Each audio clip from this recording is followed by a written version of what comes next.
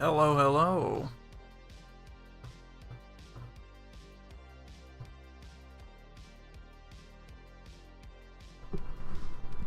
Ooh, there we go. Don't have that mic. that mic that big mic arm yet. So you got this. Ooh. Ooh. I'm sure that sounds lovely.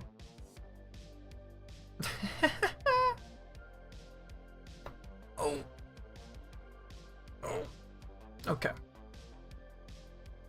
Oh. I am Ploopy. I don't stream. This is the first stream that I'm actually trying more. We'll see how it goes. That's really all I have to say here at the start about it. I guess I'm just gonna talk about things that I want to talk about. Probably mostly news and political and whatnot. And if you don't like what I've got to say, you can step out at any time. Take that however you wish.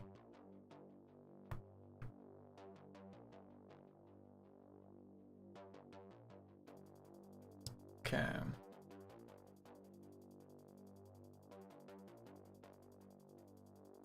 Guess I'll go ahead and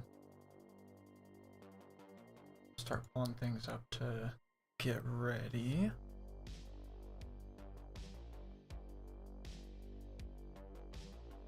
Okay. Yeah, close that.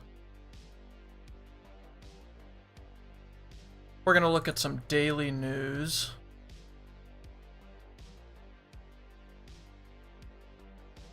First.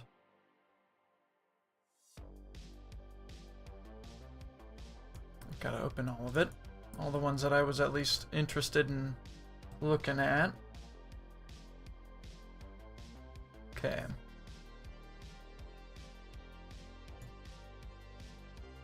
Let's see.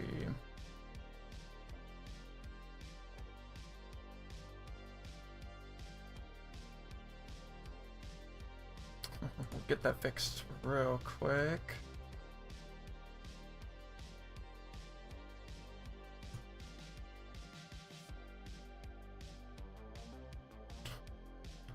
Okay. Let's just try that again.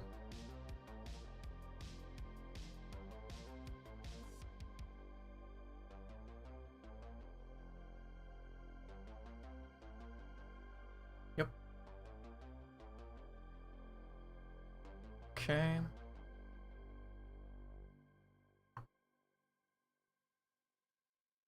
Yep.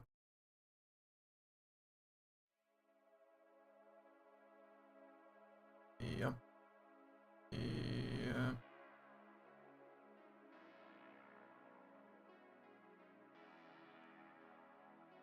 Okay.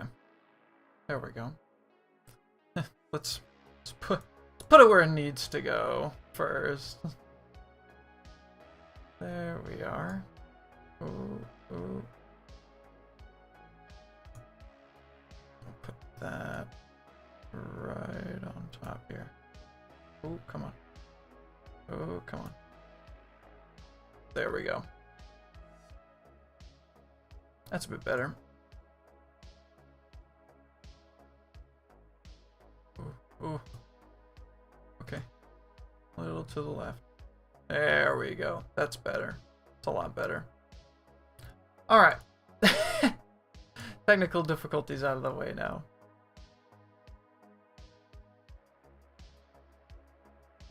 Pull that down to there. Okay.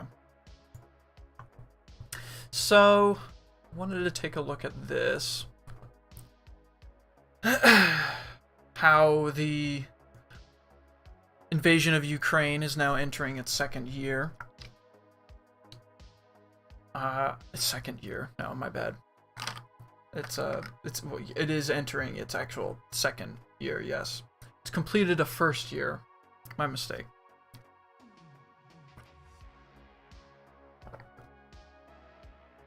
1 year that's been entirely way too long. 1 year of war that should never happen in the first place.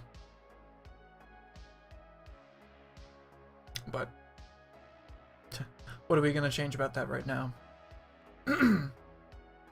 1 year ago, President Joe Biden was bracing for the worst as Russia massed troops in preparation to invade Ukraine. Oh yeah, I remember.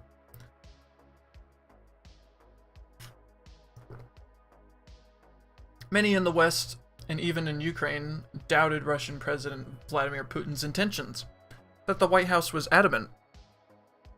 War was coming, and Kiev was woefully outgunned. My, how things have changed.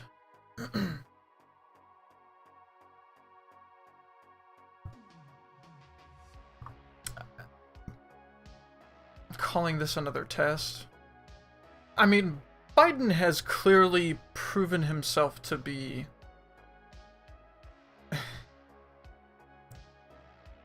he will stick to it. He will stick to Ukraine, at least for now. And obviously has stuck to Ukraine for a bit.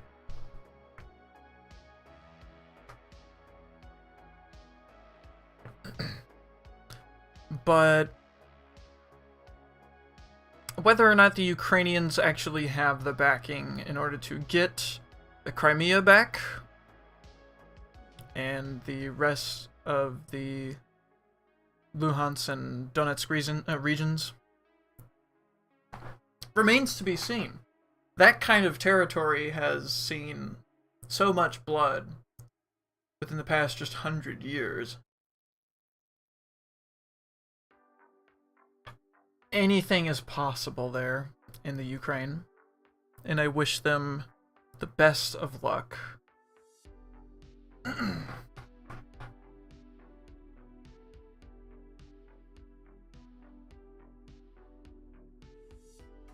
Yet as Russia's invasion reaches that 1 year mark, the city stands in Ukraine has beaten even its own expectations.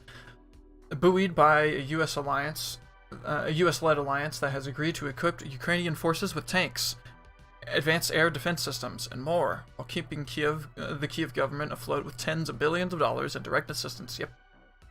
And sending lots of money and toys of war.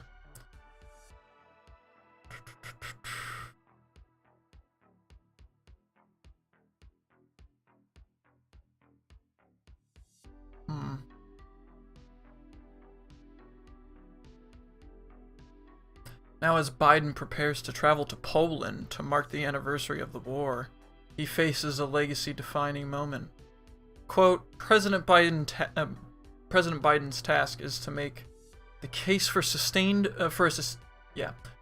free world support for Ukraine, said Daniel Fried, a U.S. ambassador to Poland during the Clinton administration and now a distinguished fellow at the Atlantic Council. This is an important trip, and really, Biden can define the role of the free world in turning back tyranny. Yeah. The war will continue to go on, though. Biden's not the one fighting them. Not directly. It will take, I don't know how many more, hundreds, thousands more dead Ukrainians and Russians for this thing to end. That is who must pay the real cost of war.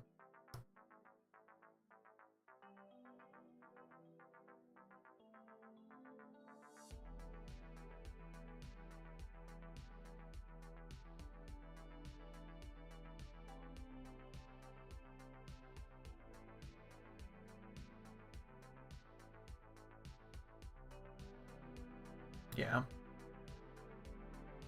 I suppose this whole sentiment here, his job is to now persuade Americans to stay in the fight, cautioning that an endgame is unlikely to come quickly, which I agree.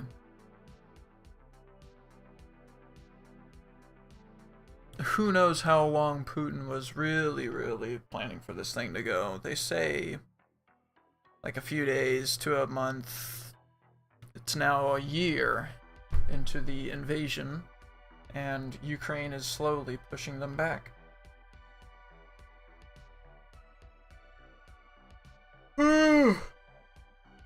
Excuse my yawn. Who's to say?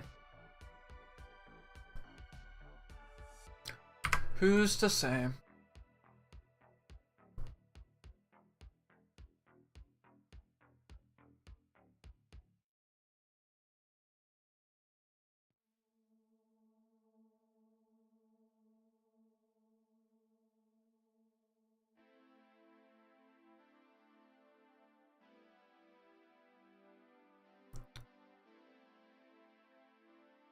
Wonder what else we got.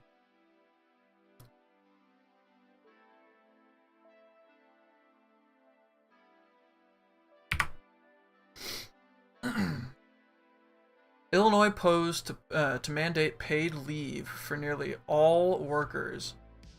Quite a win. Quite a win. Let's see. Yeah, and it opens with a personal story of a woman who does not have paid sick leave.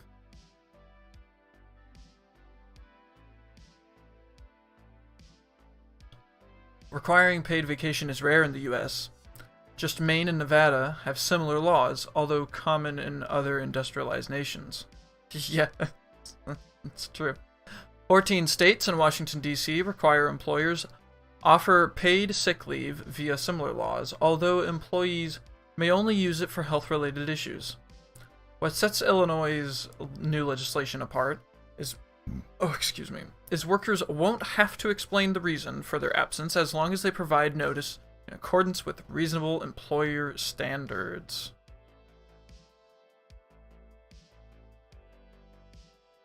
Okay.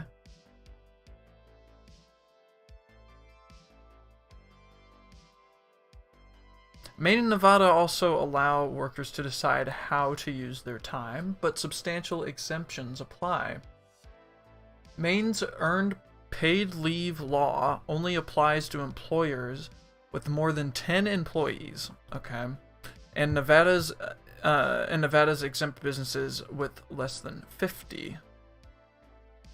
Illinois will reach nearly all employees and has no limit based on the business size. Okay. Seasonal workers such as lifeguards will be exempt, as will federal employees or college students who work non-full-time temporary jobs for the university. I don't like that one.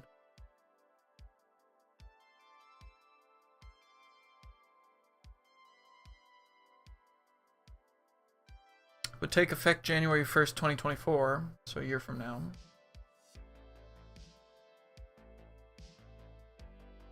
Employees will accrue 1 hour of paid leave for every 40 hours worked, up to 40 hours total. Okay.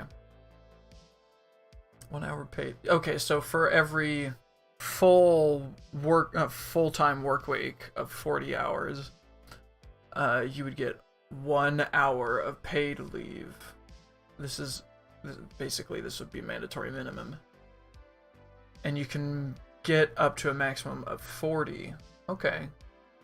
So over the course of 40 full-time work weeks, you should get a whole week's worth of vacation leave. It's not that bad, but should be more. Employees can start using the time once they've worked for 90 days. Okay. Yeah, sure, I guess. That's better than nothing, but be nice to just have that starting out, because what? Because people do get sick.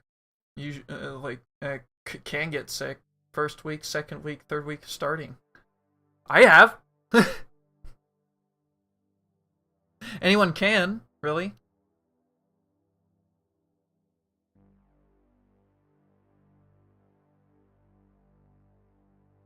Working families face enough challenges without the concern of losing a day's pay when life gets in the way, Pritzker said on January 11th. Pritzker, I believe that's the Illinois governor.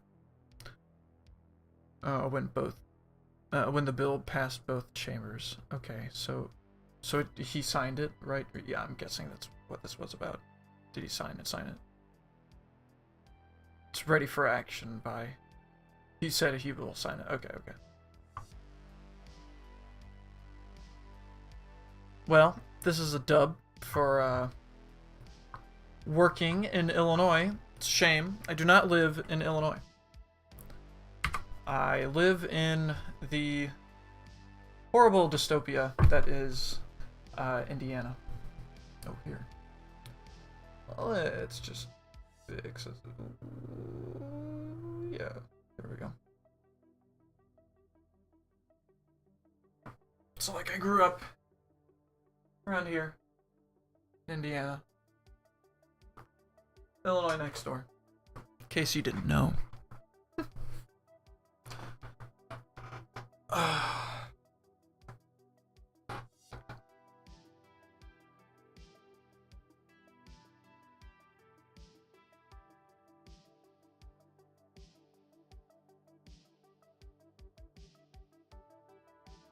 Okay.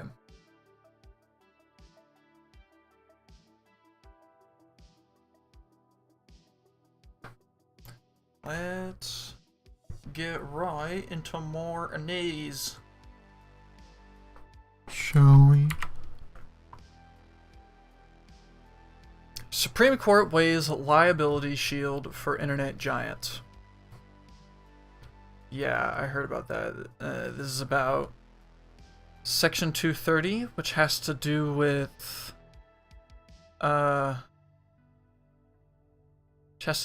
basically you say you post something on Facebook.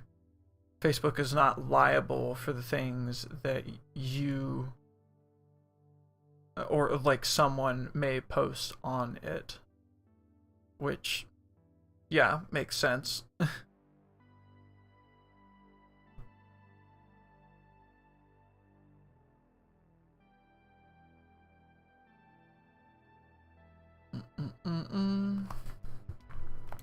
Shut up.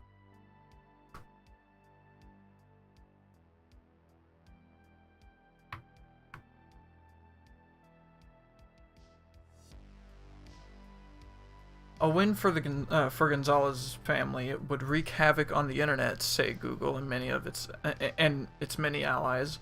Yelp, Reddit, Microsoft, Craigslist, Twitter, and Facebook are among the companies warning that searches for jobs, restaurants, and merchandise could be restricted if those social media platforms had to worry about being sued over the recommendations they provide and their users want.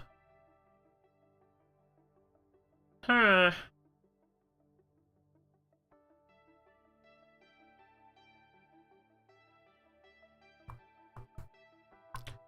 Yeah, it wouldn't be good. Can you imagine just like all speech just kind of being up in the air, sort of, on social media? Because I can't. That would be rough.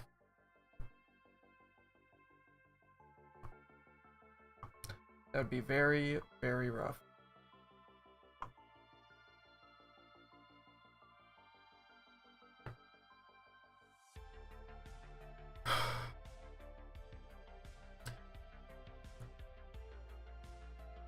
I don't know if that'll ever come. It's this Supreme Court. Anything's possible. Whether or not they'll strip something from the internet that's been here since 1996. I wouldn't hold out hope.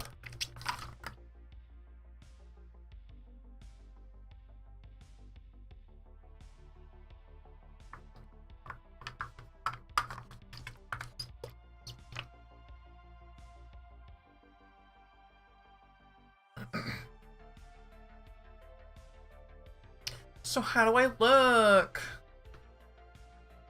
Do I look fabulous? I'm just wearing XP to level 3 merch. It says Fireball.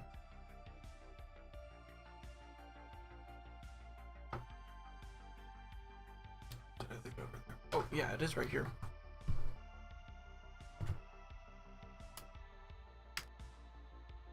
I'm gonna use the webcam as a mirror of sorts.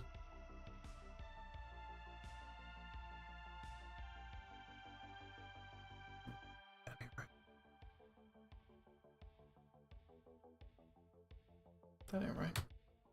There we go.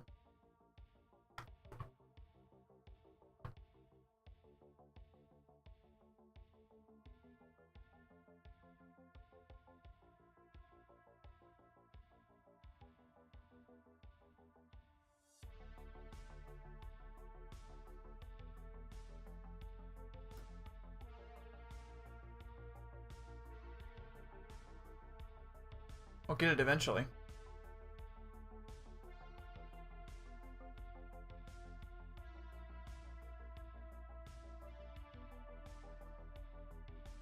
Oh.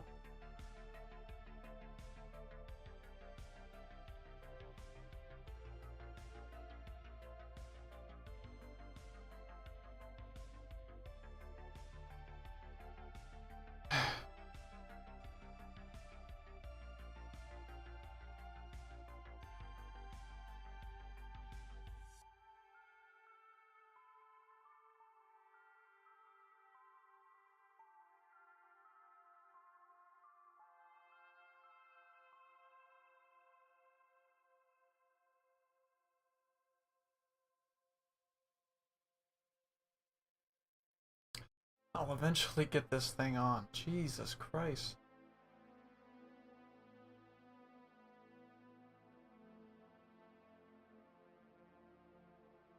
There we go.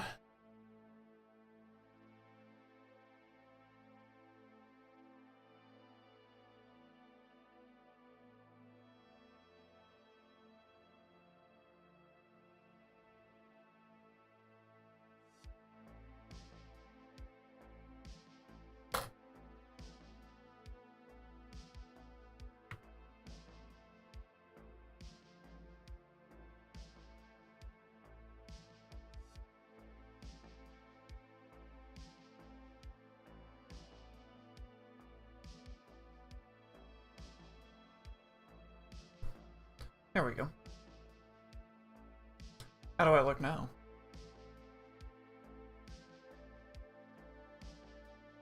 Probably not that different. Probably not that different at all.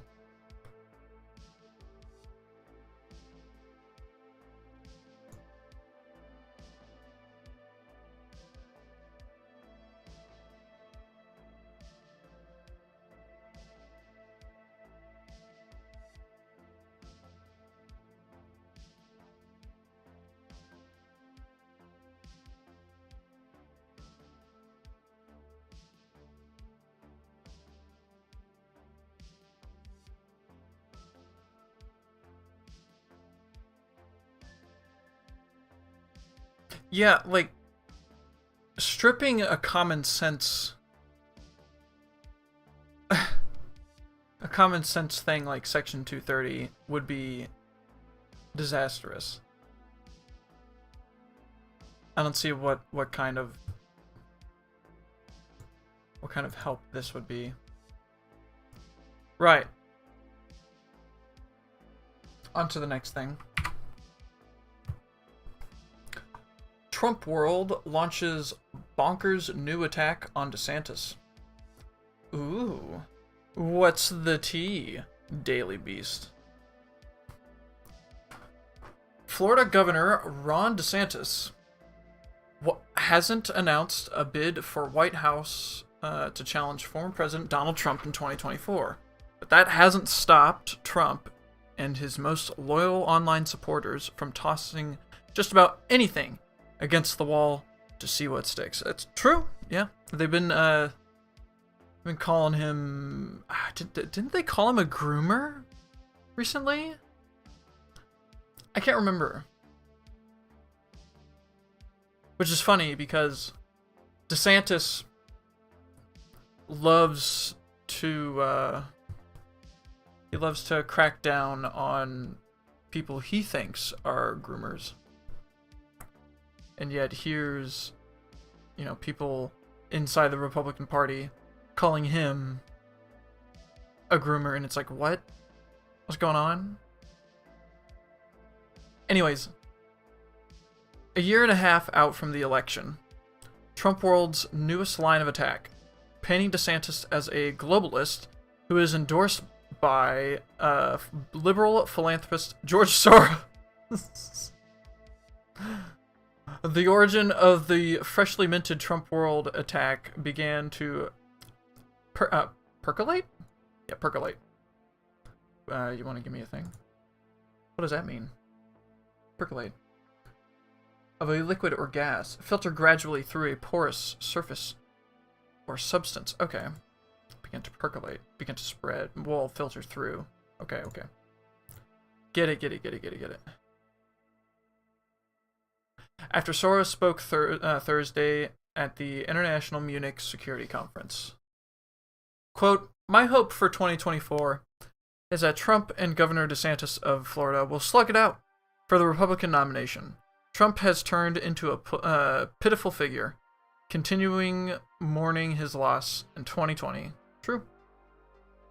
Big Republican donors are abandoning him in droves. It remains to be seen where the Republican Party will go with Trump. I don't know. I think DeSantis is probably the safer pick because he isn't as bumbling and stupid with his words. He's a guy who is more secretly evil with his malicious intent.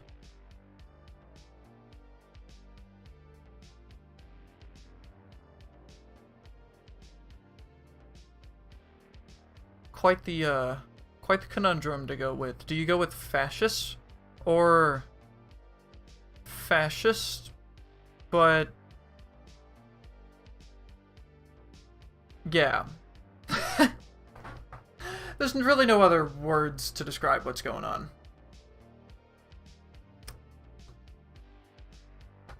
I know that some other bitch announced her candidacy. Who was it? Oh, now I must find it. Now I gotta find it.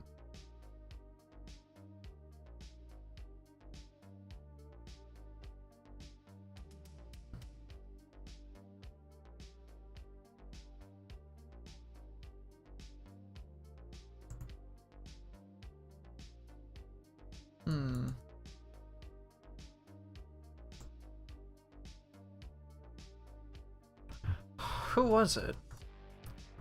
Now I gotta search it up. Yeah, who was it?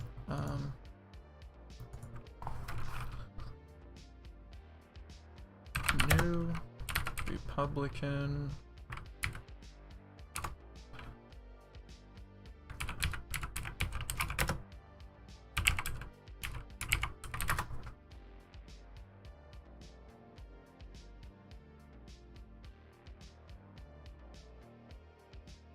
Nikki Haley?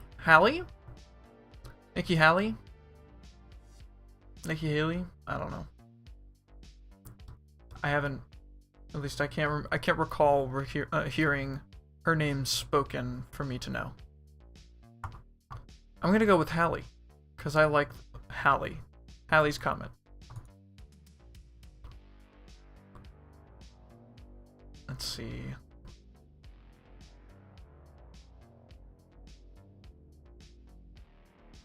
Yeah, we'll go with a Reuters article if we can. We can, bagging it. Okay. This bitch! I don't know who she is, really. Former U.S. Ambassador to the United Nations, Nikki Haley said on Tuesday she will seek 2024 Republican presidential nomination. Sorry, I'll stop speaking like this.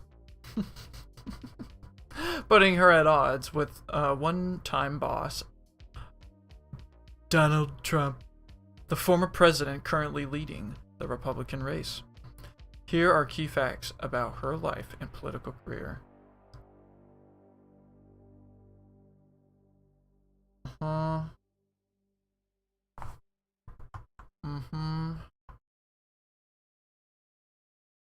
Yeah. South Carolina governor, elected in 2010.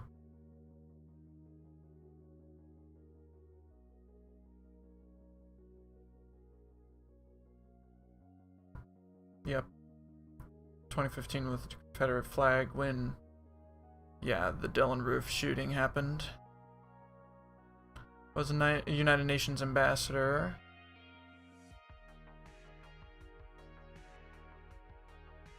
Her relationship to Trump. Since leaving the admin in 2018, she distanced herself from the former president several times, only to later soften her rhetoric, saying he has an important role to play in the Republican Party. Okay, so she's bootlicker for Trump. At least was. She knew when to shut up and listen to him. She criticized Trump after his supporters did Jan 6. Okay. But later sought to make amends with him. What? Why? While she has criticized Republicans for falsely casting doubts on the results, she campaigned during the 2022 midterms on behalf of multiple candidates who supported Trump's false election fraud claims. Yes, an indirect supporter of the conspiracy theory. Oh man, that's just awful. Yeah, you say that you're against the lies, or you criticize, in Reuters' words, you criticize other Republicans for spreading this stupid shit. And no. And you continue to support them without, saying it. That's par for the course for the Republican Party. All right.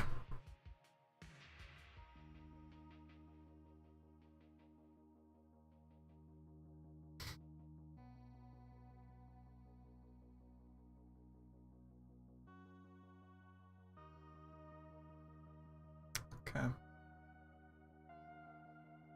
Well.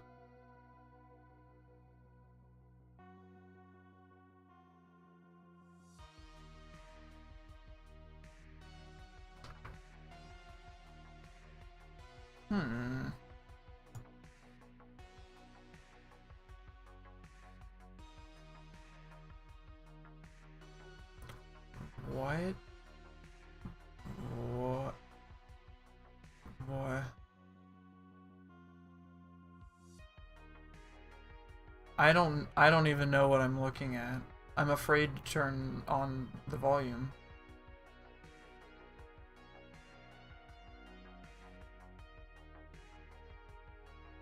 I don't even want to know what's going on here.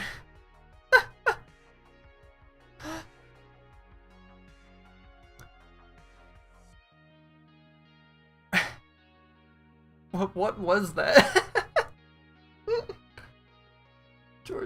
George Soros says that Trump has turned into a pitiful figure, and then goes on to compliment DeSantis and says he will be Republican nominee. I mean, if I was a betting man, which I'm really not, I would say DeSantis probably will take it simply because of Trump being absolutely swamped with legal issues right now. But when's that ever stopped him?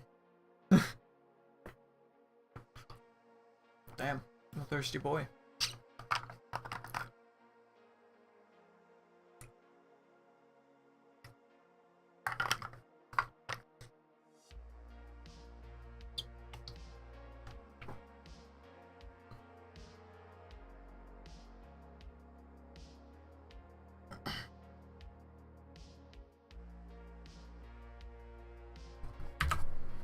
Very good.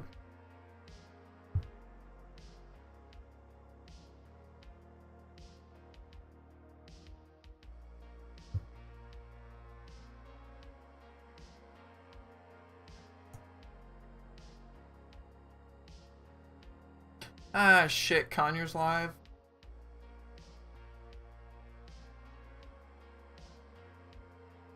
Nah, I'll stream.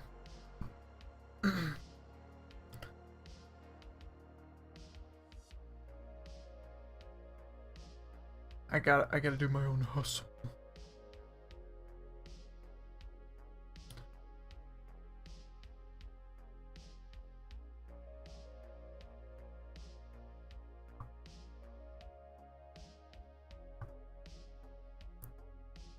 You know, I wonder what's gonna happen soon with President Carter. He's gonna die, obviously, but yeah, he's gonna die. But like, what's his foundation gonna do? They're gonna keep going? I hope so. But you know, I don't know too much about President Jimmy Carter.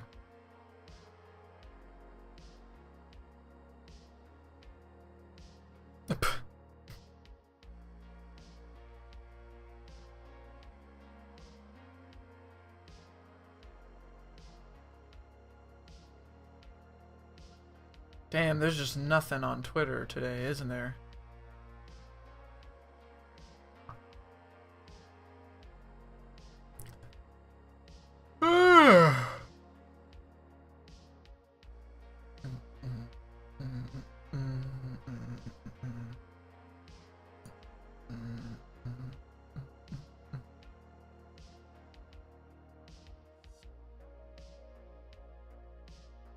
Bruh.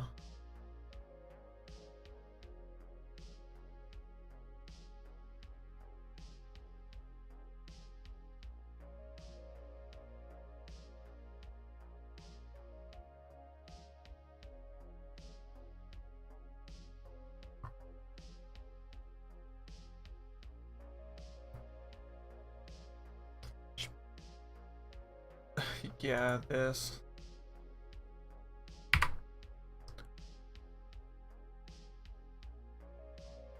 Not this. My bad. Not that. Give me a moment.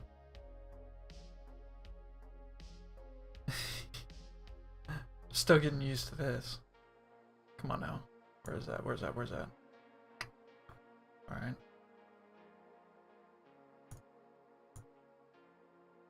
Okay. This. This is true. How to radicalize a normie. Fantastic video. By Innuendo Studios. It's really good. I'd watch it, but I don't know.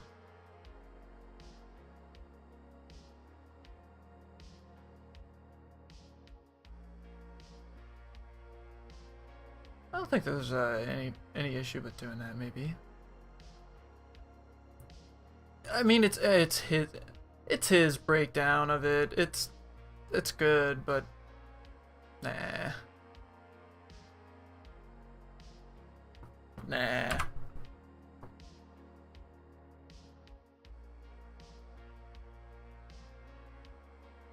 Okay.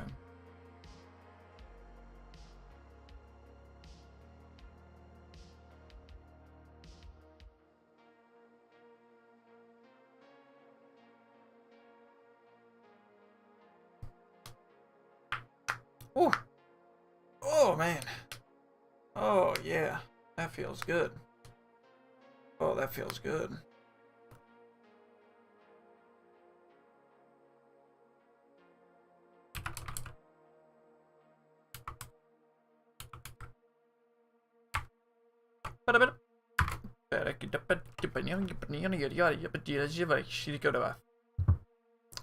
Sometimes I just speak that, you know. Whoa, shut up!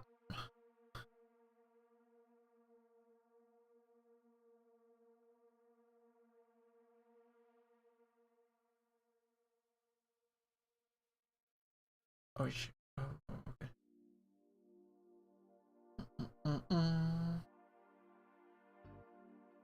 God, I wonder what this is. This is probably gonna be cringe, though.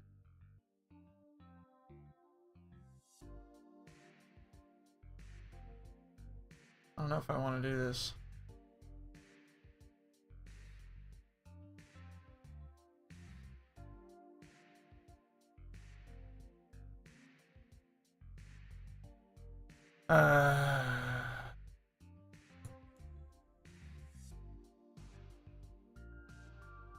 Do we? Yes. We do. Ploopy.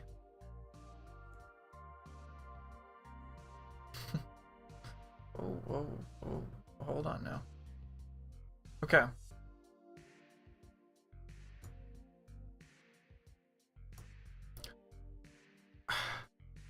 Because I can't resist it, we're gonna look at one of my favorite boy, Ben Shapiro. Where to begin with this guy? I don't know. There really is no introduction for him. If you know who he is, especially. But if you don't, he's stinky. He says stinky thing, and he smells.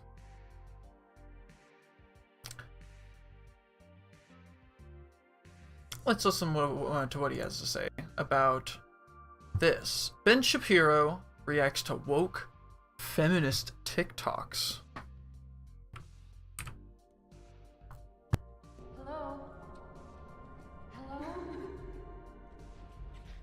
Oh God. Oh no, please no.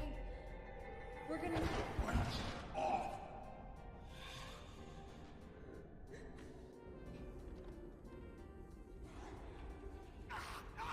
Bruh. Ben, I don't care. I'm skipping. Decided once again to torture me with TikTok videos. This time, it's all the woke feminists on TikTok. Oh, Lord, spare me. This video is sponsored by my friends over at Express. No, don't care. Dude, I can't do this. No, we're not watching this. We can't watch this for that bullshit. Just for the copyright alone. First, let's take a look at what her thing is. It looks like it's. Is this a Senate race? I'm gonna guess this is a Senate race, right? Abrams. Well, here, let's look up that race.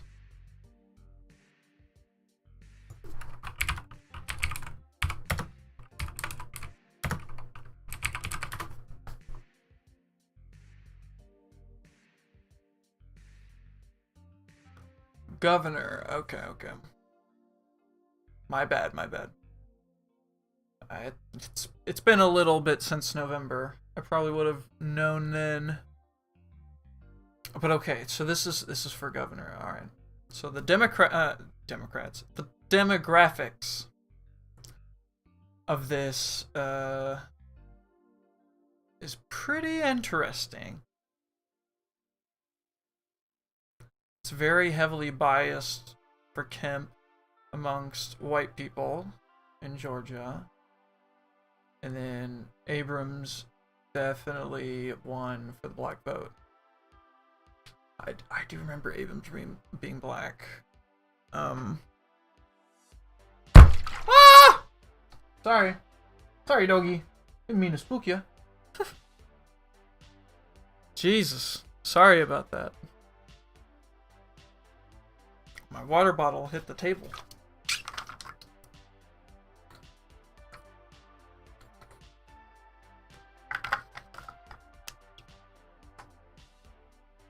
Try not to do that again. Here, instead of putting it over there, put it right here. That's better.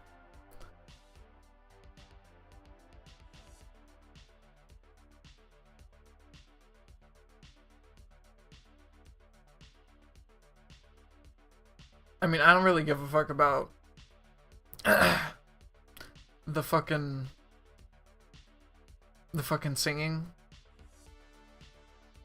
What does he have to say about it, though? The fact that white women voted in outsized percentages for Brian Kemp, which... Thoughts.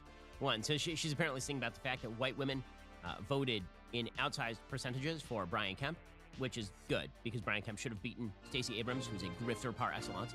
Bruh! She's called white weird. What? She's a grifter? Says the fucking grifter himself! You are the king of it, Ben! What are you on about? You run the Daily fucking Wire. Like... an editorial conglomerate of bullshit that just spreads nothing but lies via, like, people like Ben, people like Matt Walsh, people like Candace Owens and others, other people that they partner with and whatnot.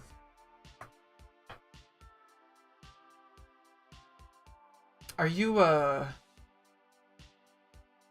projecting, Ben? I don't know why the I in All white right. is now gone. It's W-H-Y-T-E. Wow. Strange. Don't understand. Also, I don't care. I feel like Who cares? this song could be repurposed for about 1,000 reasons. We may have to grab this song, and we may have to use this in the future to introduce segments. Oh god, please no. Any more? Do you have any fucking... Do you have any good commentary, Ben? Hold I'm on. just gonna say there are a lot of contexts where this might come up. POV. Boom. I wish I was that banana. What, that you were getting eaten by someone? Like, no. I'd rather not... No. Then I would no longer live. If I were banana, and I were eaten, I would no longer be banana. I'd be something else. I'd be just the banana peel, I guess.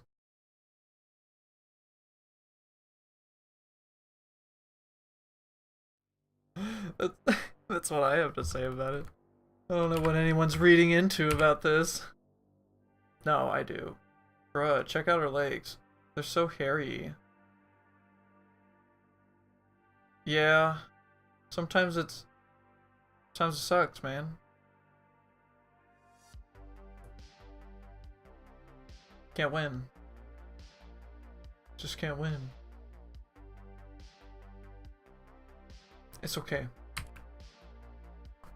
Lady out there who made that TikTok, it's okay. It's okay. You pretty. Ben, what enlightenment do you have to bring to this? I feel like the only person who thinks about this person this much is this person. I just told you who I thought I was. A guy. Is this what women think that people think about them, like, all the time? I'm sure there are men No. who think about women all the time this way. But most of us have lives, and people we care about, and things to do, like jobs. And we don't spend all day just watching one woman and then thinking all these different things about her. Do you also mean that people are judgmental about other God. people? Because it turns out that that goes pretty much everywhere. Dude, the editing and fucking work that goes into making this type of content that Ben is producing here.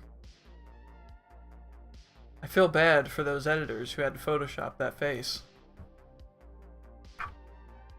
Like, the only thing that he's saying here is that, oh, so you think that people are thinking this about you all the time? No, I don't think so. People aren't constantly thinking this about girls around them. But certainly does come up with the girls hell of a lot more than dudes. And that's what she's getting at? Way. Turns out women are also quite judgmental about men. and other women. I hate to break this to you, ladies. Very often, women are the ones who are the most judgmental. So this idea that it's just the innate evil sexism of men that is Driving societal standards that Oh, he's mad. Oh, yeah, he's mad. Dude. Like, true, though. Yeah. Societal expectations of men. Very bad. Very bad for us. The systemic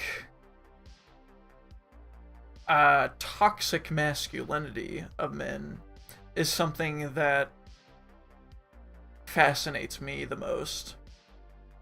How we all want to become better with how we live our lives. Sure, anyone wants to do that. It's not really, you know, masculine quality. But to be the one doing the things, making the moan, working the job, that kind of thing, or that you cannot express what you feel inside most, or that you can't express what you feel inside at all.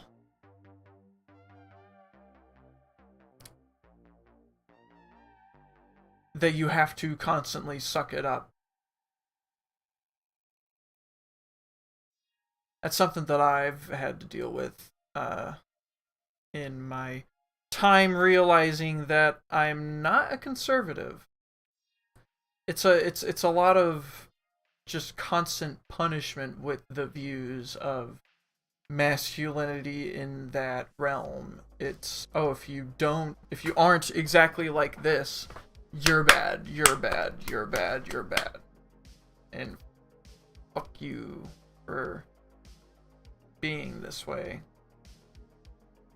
That's the kind of masculinity that Ben Shapiro wants to push. You know? Things like, you aren't a... things like you aren't a real dude. If you dress in a certain way, you have a mental illness, and that... It's like, no. Some dudes just wear things that aren't necessarily man-like,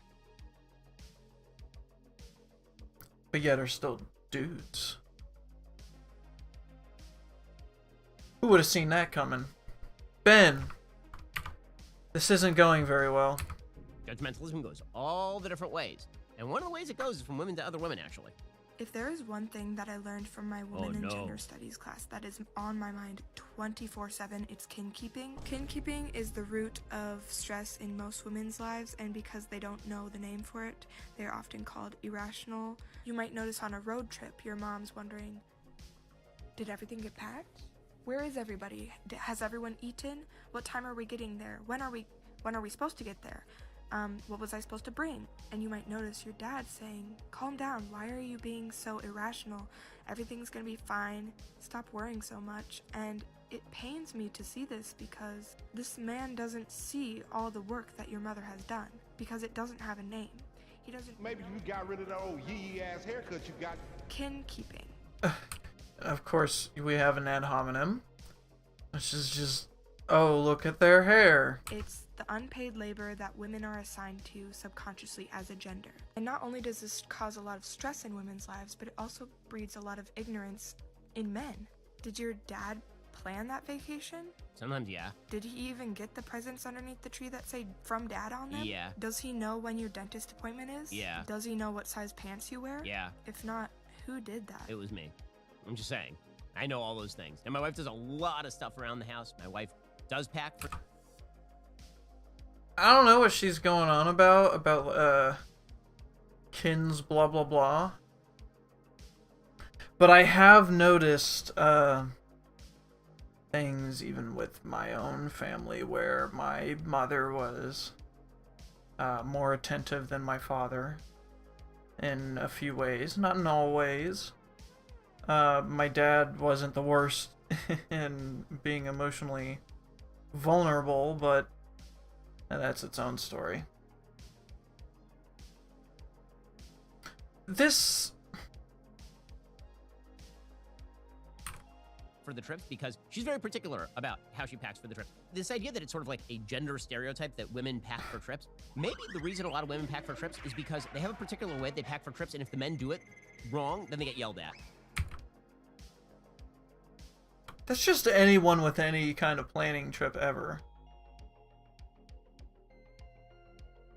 Which I've done. And it was just other dudes with me.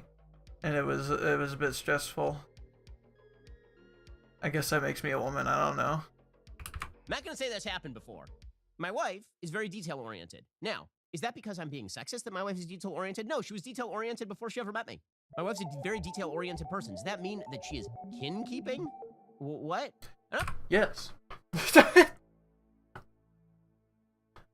Yes, you should pack your own clothes, Ben. It's not very, let's just say it's not very attractive to see you not packing your own clothes for your family vacations. I'm not blaming my wife for that. She's very, very careful about how she packs, and I do appreciate it. Also, when it comes time for the trip, I'm always looking at my watch because I know it's not gonna, like, we just have different priorities on this stuff. Now, the way that people negotiate these sorts of gaps, that's what we call relationships. That's where love comes in, and commitment, and negotiation, and all this. But there's a notion that women are inherently victimized because dad doesn't see the work. Dad definitely sees the work mom does. And most of the time he appreciates it, and sometimes he doesn't. And the other thing works as well. Sometimes mom doesn't see all the work that dad does. These are just human relationships. Can we stop giving them idiotic labels, please?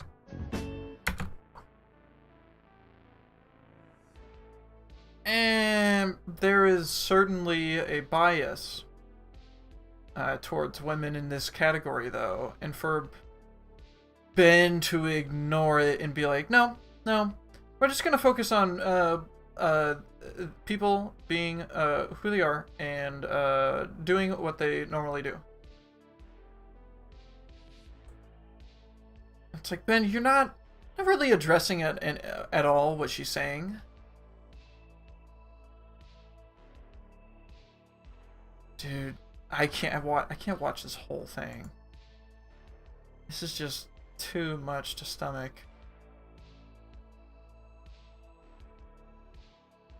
I can't. This man. He is wasting his life watching based ladies, thembies on TikTok post all of their woke germs everywhere across the internet, and it's glorious. Like, keep spreading it, keep spreading the good news, Ben. We are winning. Write me a rap song about... Okay. Rap. Bet you can't do better than that, Benny boy. Oh, no. That's enough of that.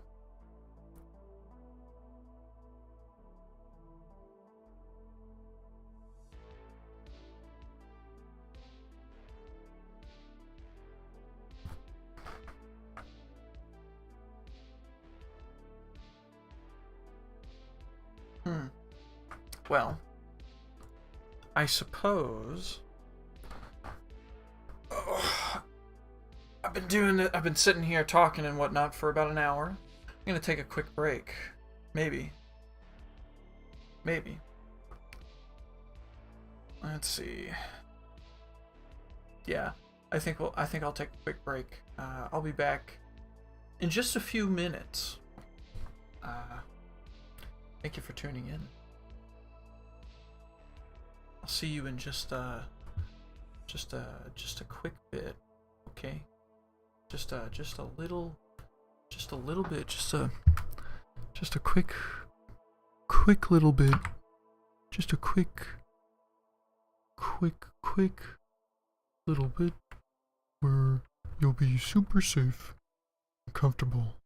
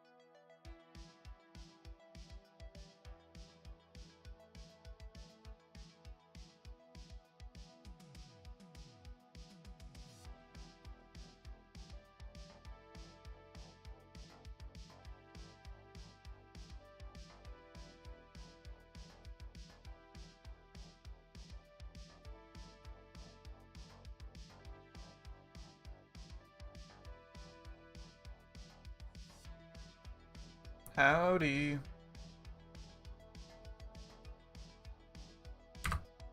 I'm back.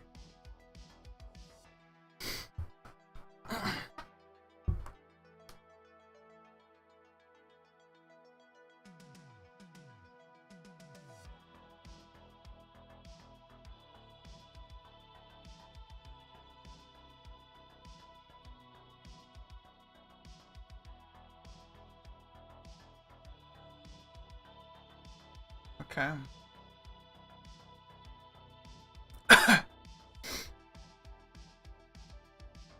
Where were we?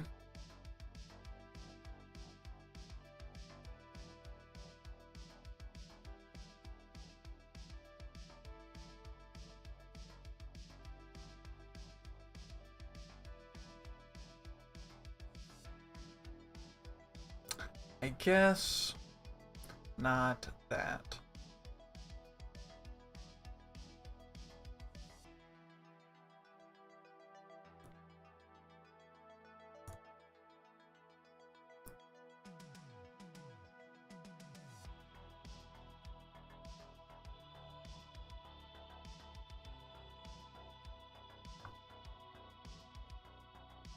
Yeah, so I would like to talk about George DeSantis. Sorry, not George DeSantis, my bad. Ron. Why'd I call him George? I'm getting him and George Soros mixed up. Jesus Christ. Two very different dudes. Ron DeSantis. Can't believe I got that first name wrong. Talk about a Trump wannabe. He's just better with his words. That's basically the only difference, if you ask me. Let's read the article that I have for why they blocked the AP Black History class in Florida.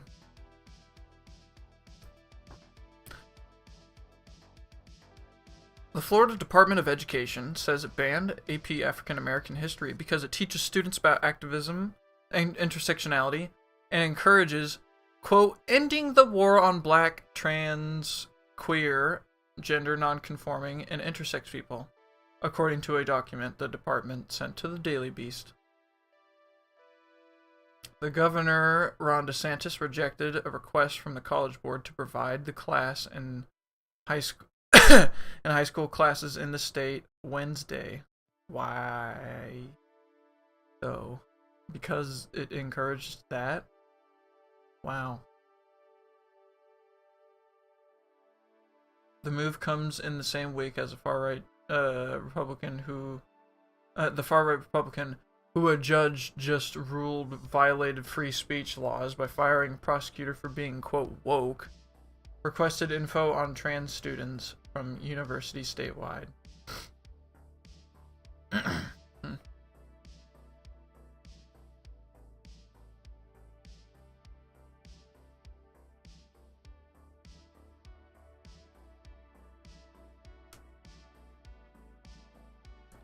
The DeSantis administration further made their anti-LGBTQ stance known in their explanation for prohibiting the class, simply listing Black queer studies as a violation of state law. Wow, that's pretty bad. Why would you do that? What? Like yeah, why would you do that? It's because they hate fucking trans people and queer people. I can't tell anyone anything else because I have found no I found no reason to believe otherwise.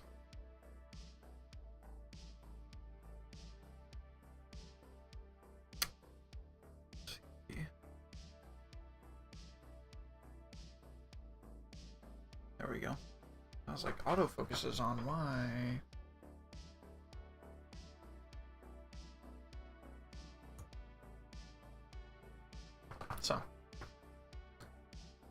Oh.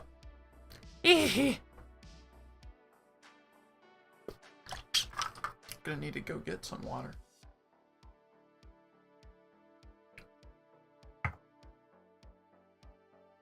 Be back in a flash.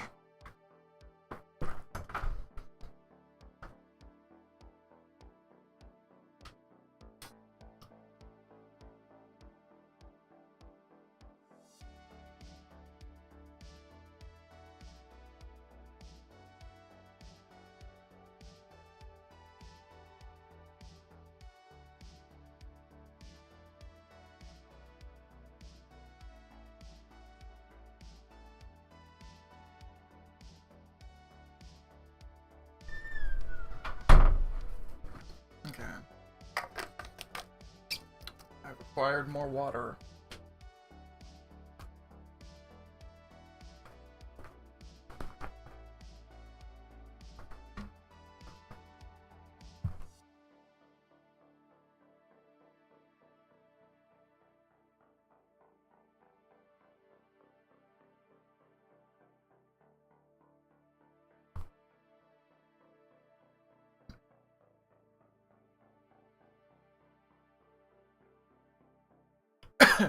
Back to it then.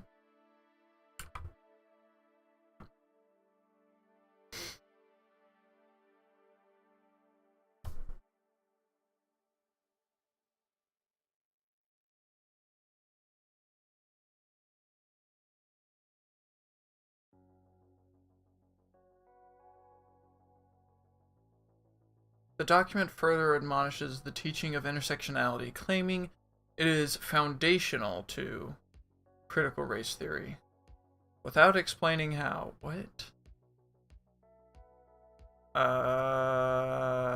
Okay then.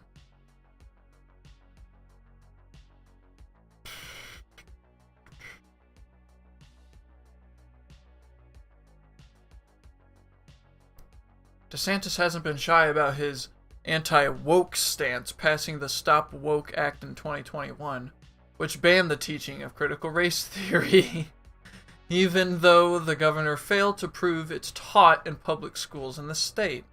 The Department of Education says it is willing to reopen the discussion. The College Board can provide a class that abides by state laws, which it eventually did, yeah. Hey, doggy. You okay? She's reverse sneezing. Very cool. Fascism on the rise in Florida. Very cool. Not cool at all. It must be fought at every corner that you can.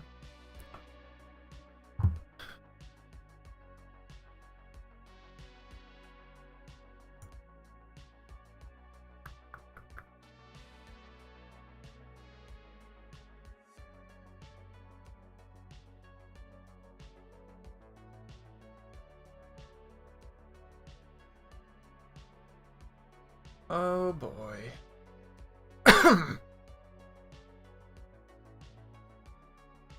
When will the madness be over? Don't know. We'll find out soon.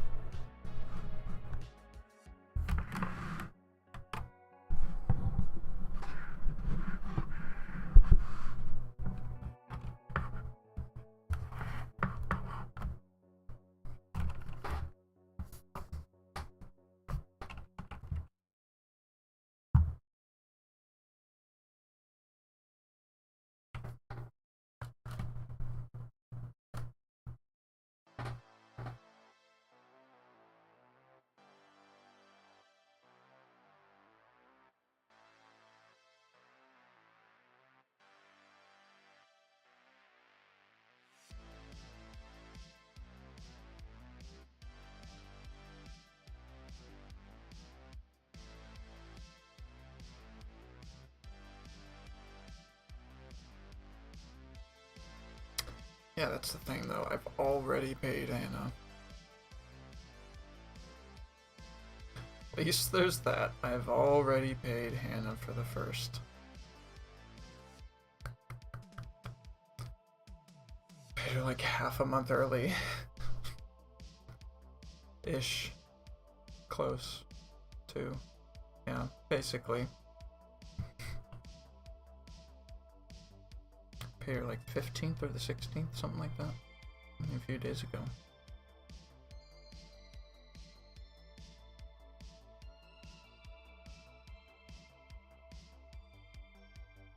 Yeah, yeah.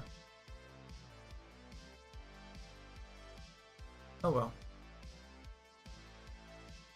Maybe I'll get a. Maybe I'll get an arm to hook my thing up to.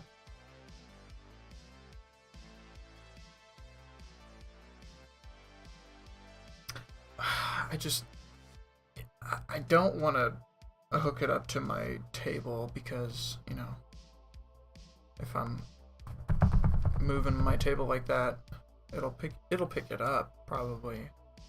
I could probably put some kind of nightstand or end table close to here and mount it to it. Well, I'll have to take a look. Once I get a stand. If I can't, I'll mount it to this table. Oh well. We'll see. Then a new mic. New mic would be nice. This poor little blue snowball. While I've tuned it to give me the best quality that I can out of just, you know, sound settings that I've tweaked with Streamlabs, with some additional plugins. It's not the best. I could do better. But this is certainly a great start. At least I think.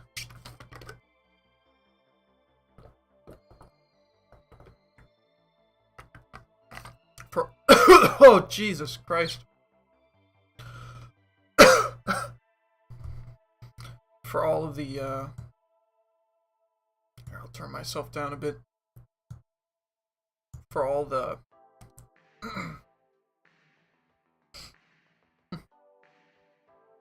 for all my time that I've kind of secretly wanted to do something like this. It's nice to actually have some starting equipment. Like, I've always had starting equipment. All the pieces were here, really. Could have always sort of done this. I just never learned until now. And I'm still definitely learning. Like, I don't know. I don't really know shit about streaming much. I've watched some people stream, sure, but no one really knows what they're doing. I'm just a guy here in his room.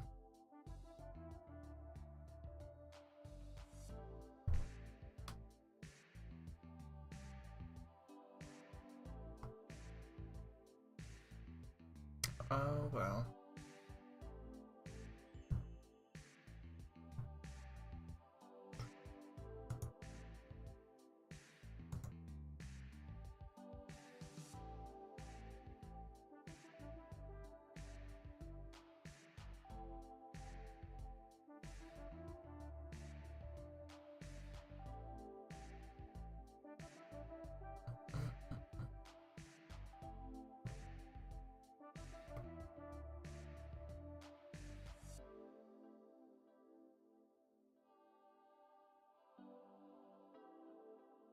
Oh, I wonder what's gonna happen soon.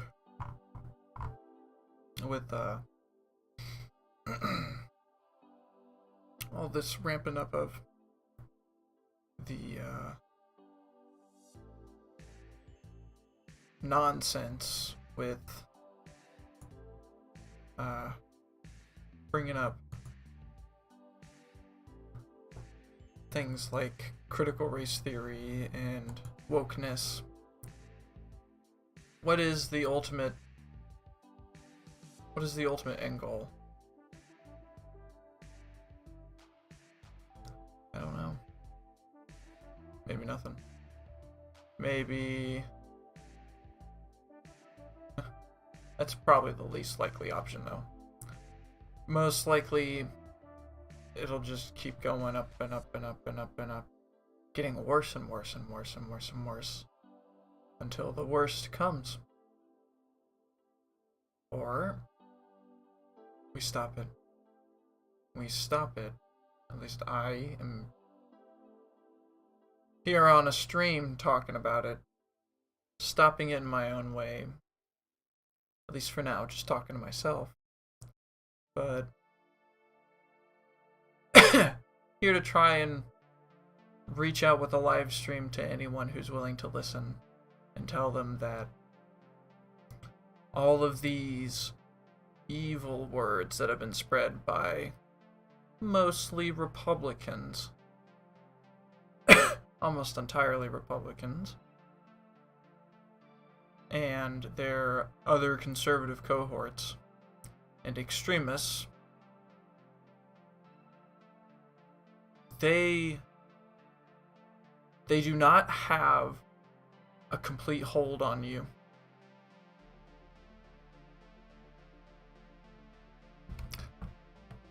Is it okay to be afraid of what's happening in the world? Yeah. It's always okay to be afraid.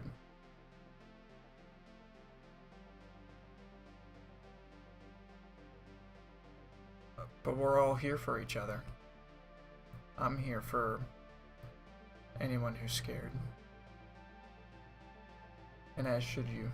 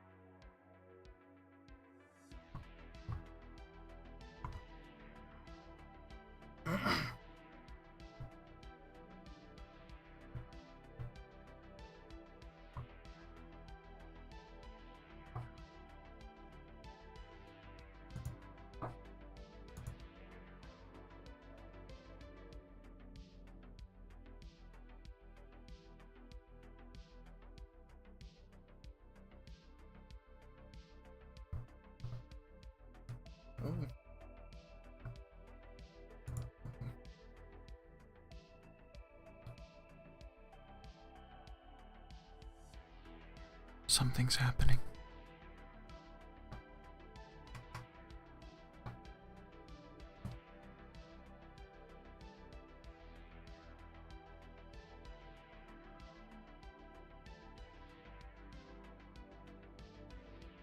Oh, she's awake. Oh, she's awake. Hi. Hi.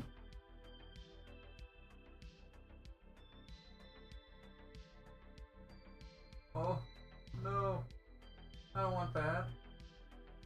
That's awful. Hi. Hi. Hi. Hi. Hello. Hello. Hey you. Hey you. You sleepy. Sleepy dog. Sleepy dog.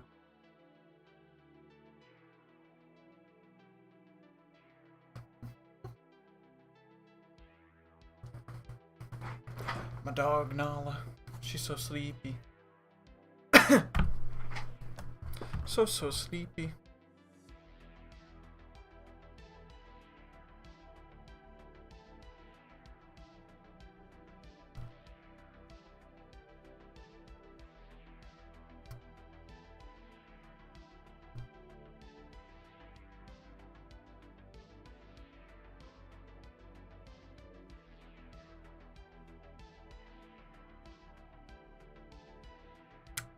Let's see.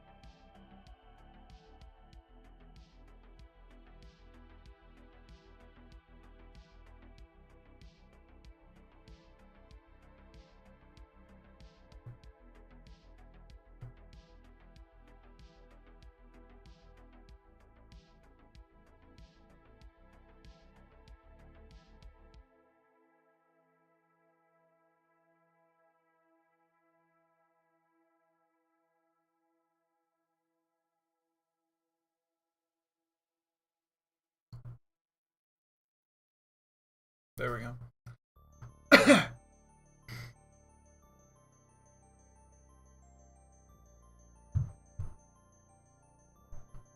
Maybe. Might eventually.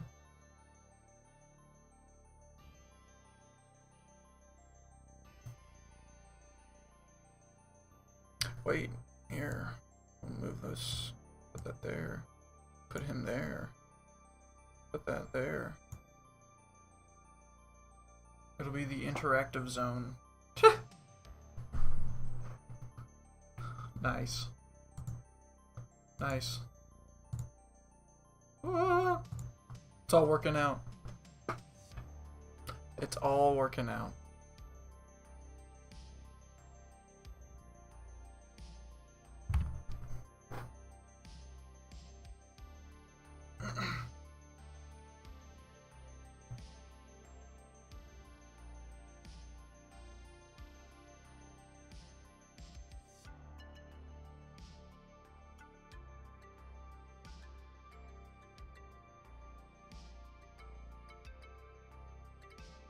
She's just so cute. Oh, she's so sweet.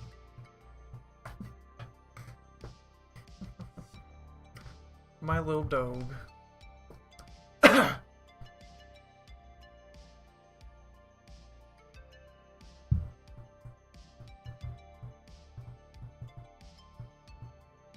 Dang, it's just picking all that up.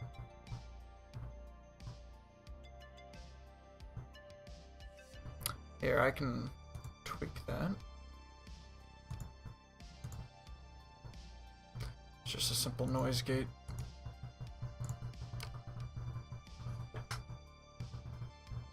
Oh, is that it? There we go.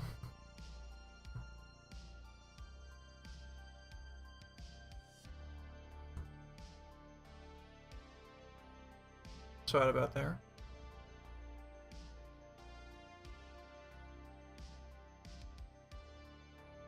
I'm watching it.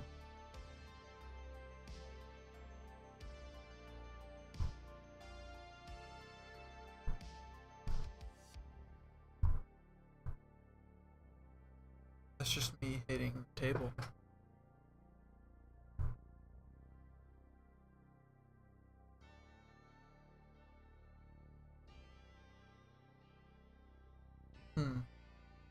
Okay. I think I've matched the background now. Okay. That's better. What the fuck are they doing over there?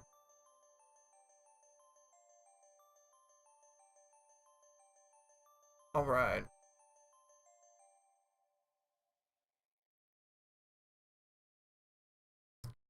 Maybe we should get to something stinky. Perhaps even smelly.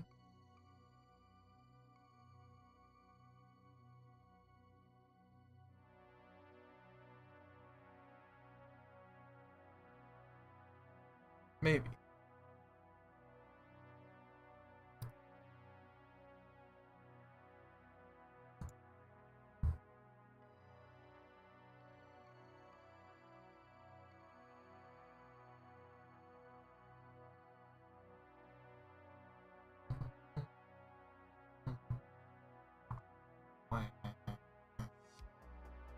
Wow, I predicted where that was gonna go.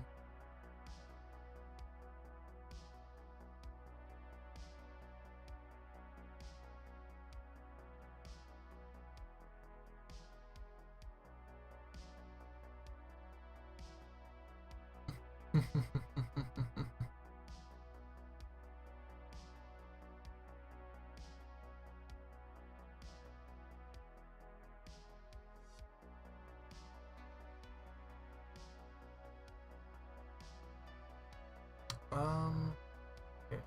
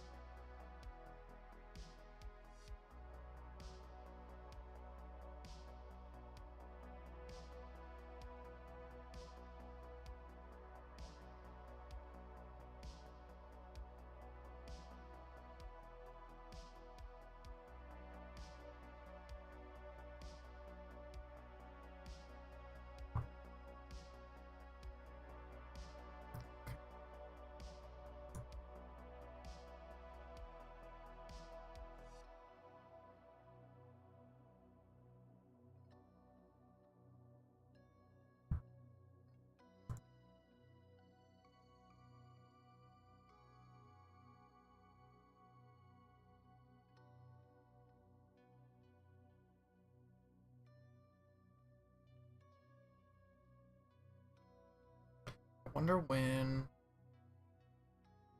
they're gonna get to Joel dying in The Last of Us.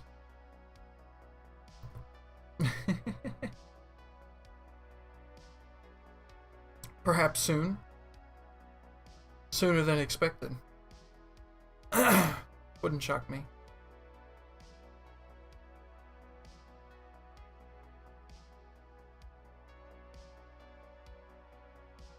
Wouldn't shock me.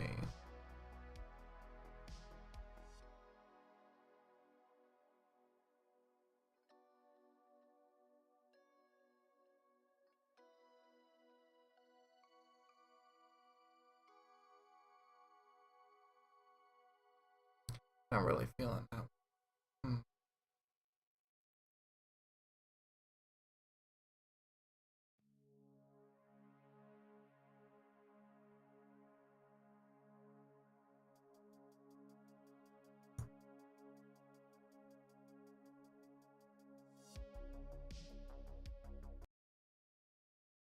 Switch it up. Switch it.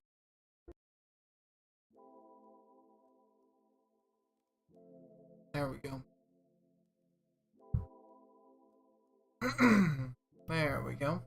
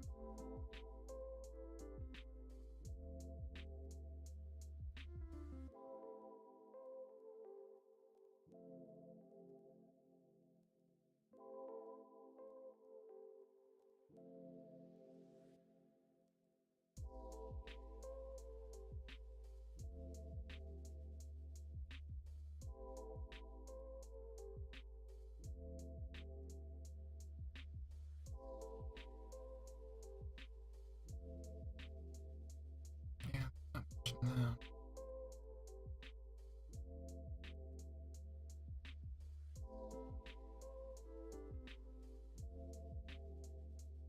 Why don't we? Okay. I know what we can do a segment about. A deep dive into, sort of. Let's talk about Turning Point USA. What do I know about them? Passing knowledge. Well, I know that it's ran by Charlie Kirk and co. I know that he's worked with. I know that they're a conservative outlet that tries to aim at a younger demographic. But whether or not they actually succeed remains to be seen. I don't know.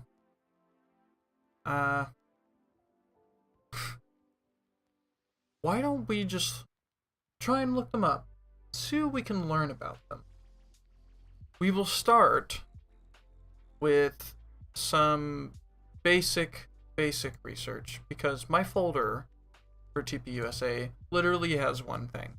So it's time to build on that folder, and maybe you can learn along with me. So let's see, TPUSA.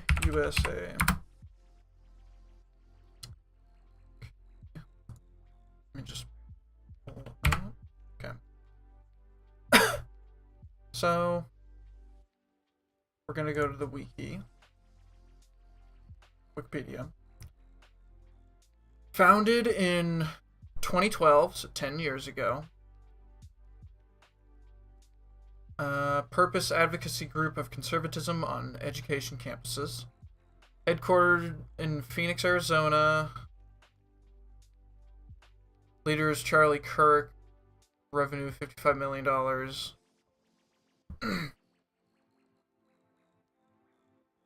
see. Turning Point USA, TPUSA, or Turning Point, is an American nonprofit organization that advocates for conservative politics on high school, college, and university campuses. Okay. It was founded in 2012 by Charlie Kirk and Bill Montgomery. It's Bill Montgomery.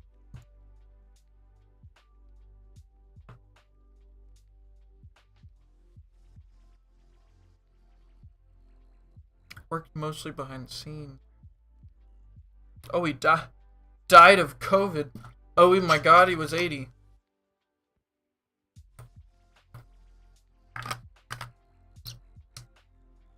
A businessman and conservative activist.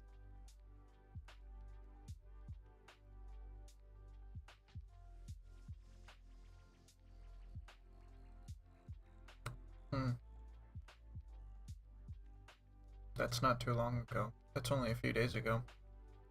This is... These references are short. But... Okay. Anyways. I'm not supporting. No.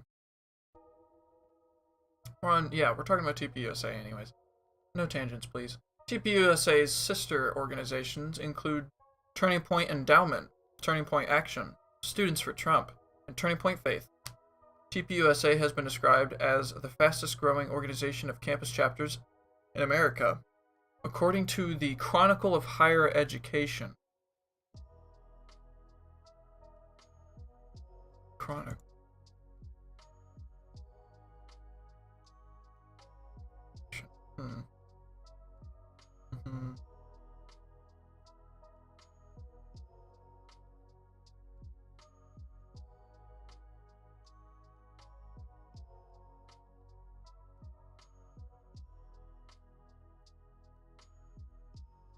Okay.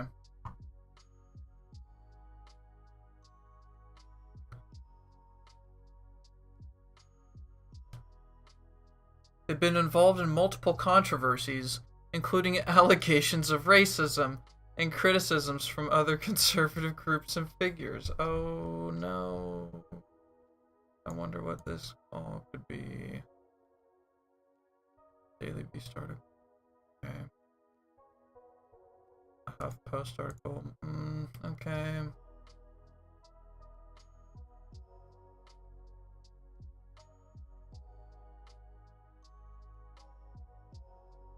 Yeah.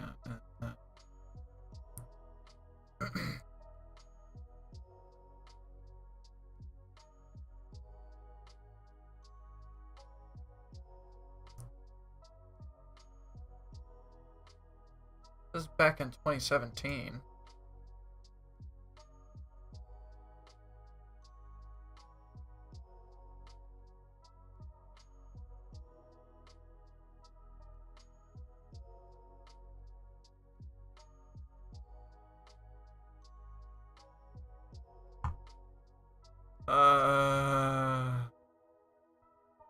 Get away.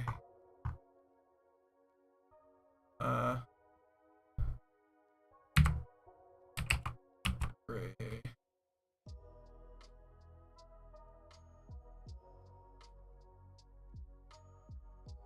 Okay.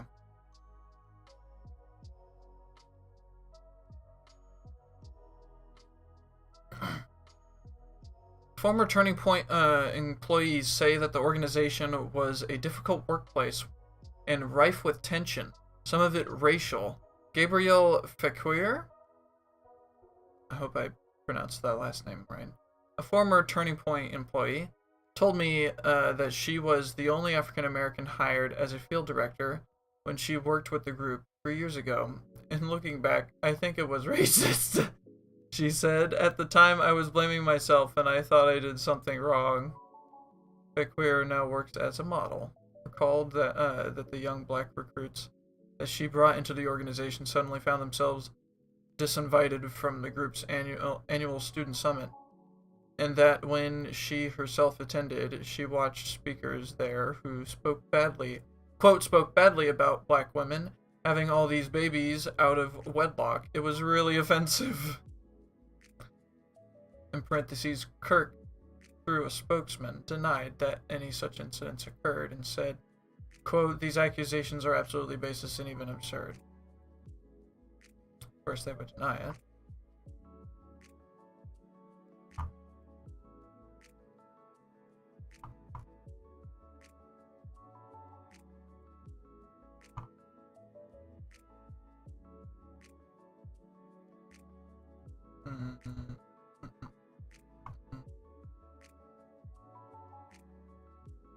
Well, yeah. Allegations, sure. Right. Yeah, they cite them.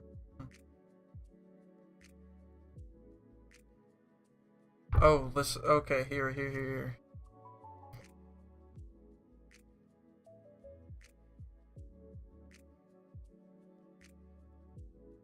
Conservative nonprofit Turning Point USA, which promotes itself as a grassroots response to a perceived liberal intolerance on college campuses, has come under fire for racism in an expose. The group, which has touted its close ties with the Trump family, hosted Donald Trump Jr.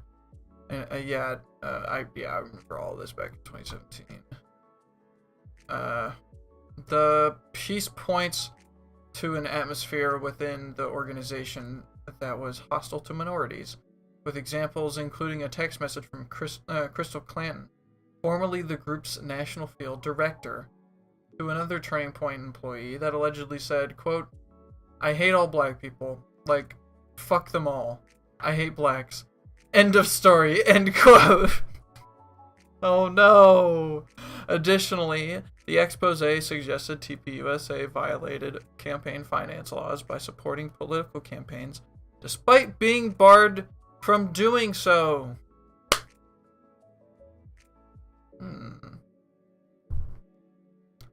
Probably. So socialism sucks.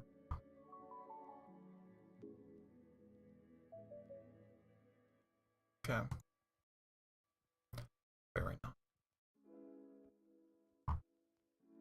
This is later in 2018 by the HuffPost.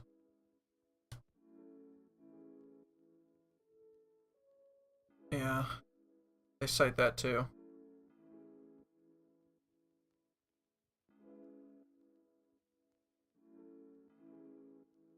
Or the woman who effectively replaced her, who tweeted in 2013, "Oh no."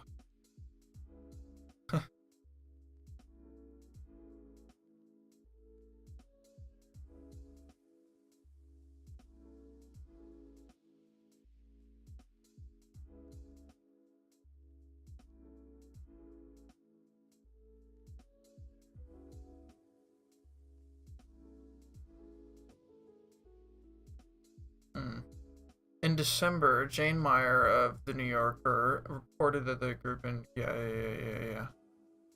Uh-huh. Dang.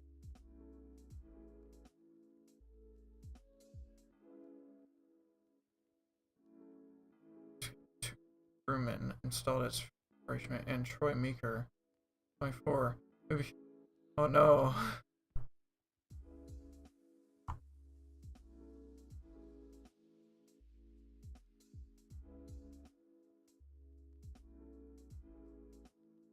Oof.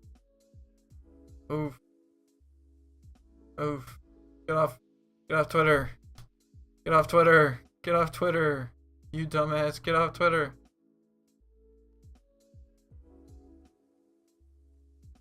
Truman has since deleted her Twitter account entirely. Screenshots of the tweets, which were live as of early April, were given to HuffPost by someone who asked to be identified as an activist.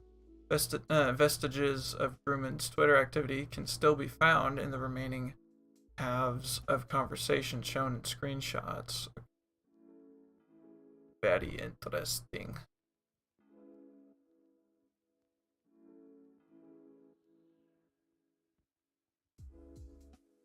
And at the time of publication, she's still listed as a current, her LinkedIn profile still listed as that. Kirk referred to her as a former employee, though. Oof.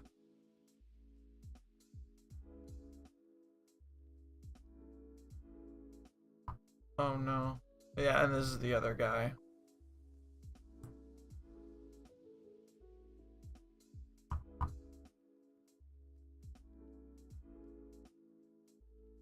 Midwest Regional Manager.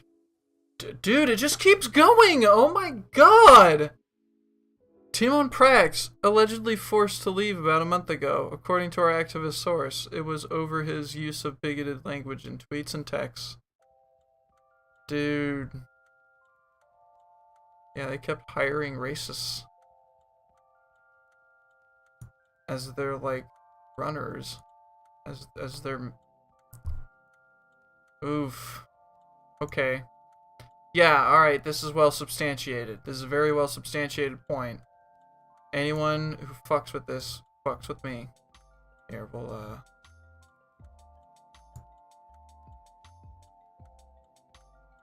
I'll save that New Yorker one. And then...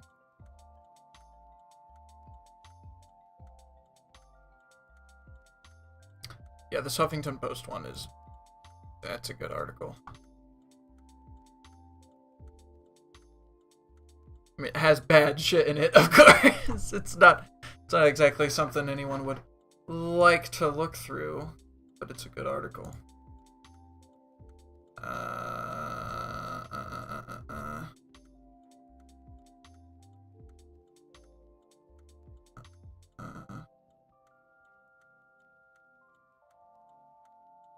This one's just on their funding.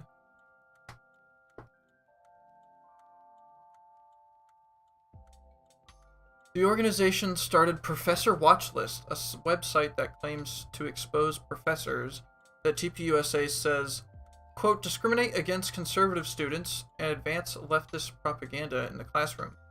According to the Chronicle of Higher Education, TPUSA has attempted to influence student government elections in an effort to combat liberalism on college and university campuses.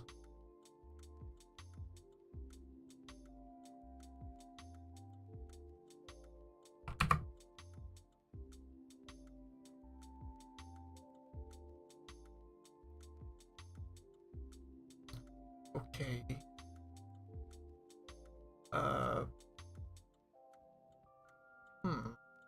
Wonder why. Also started the school board watch list website. Publishes the names and photos of school board members who have adopted mask mandates or anti-racist curricula.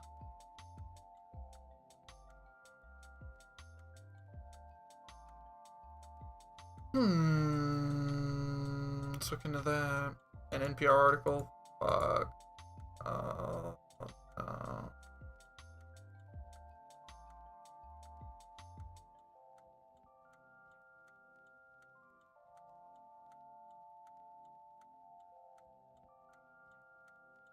Okay.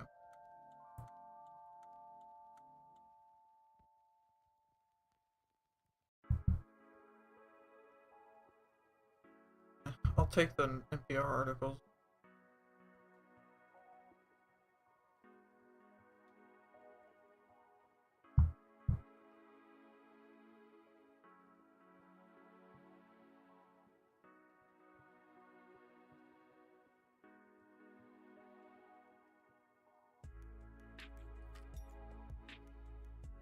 Wilder. Nope.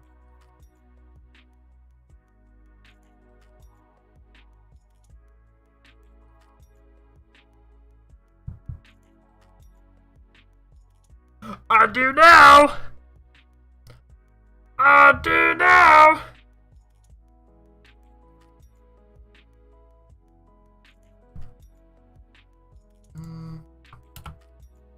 Okay.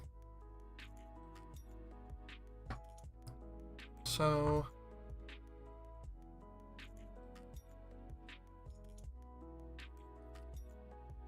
Mobs yelling obscenities and throwing objects. In one district, a protester brandished a flagpole against a school board official. Other cases have included a protester yelling a Nazi salute, arrests for aggravated battery, disorderly conduct, and numerous death threats against public officials.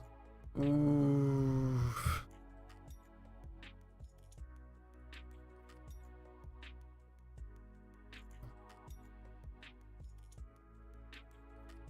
School board meetings, usually one of the most mundane examples of local democracy in action, have exploded with vitriol across the country in recent months, and school leaders are scared.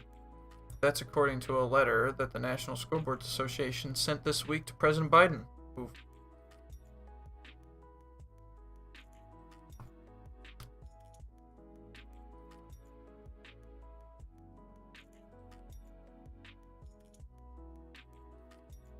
Mentioned a chaotic school board meeting in Loudoun County, Virginia, in which one person was arrested and another injured. We got the tweet thread.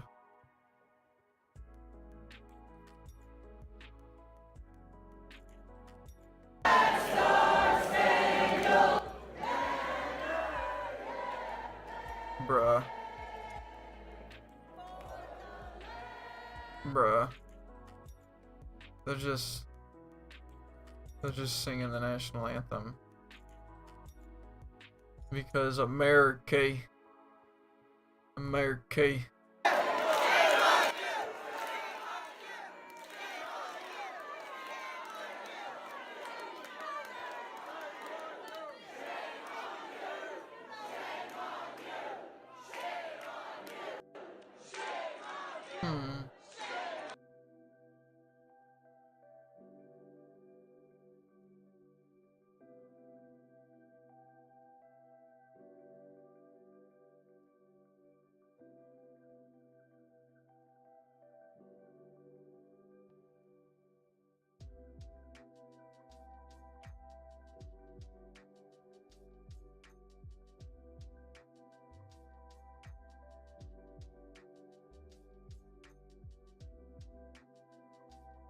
Yeah. Scream all they want.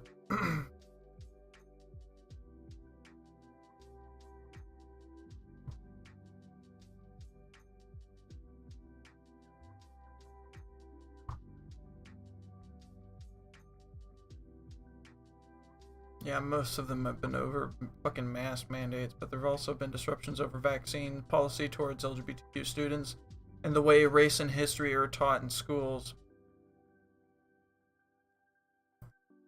Yeah, which right-wing activists have misleadingly labeled critical race theory.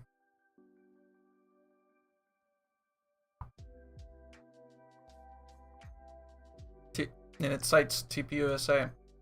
Turning Point USA, a group closely aligned with former President Donald Trump, maintains a website called The Watch List, which includes names and photo members of school boards across. Okay. Group maintains a similar.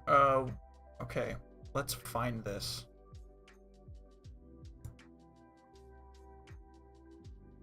Real.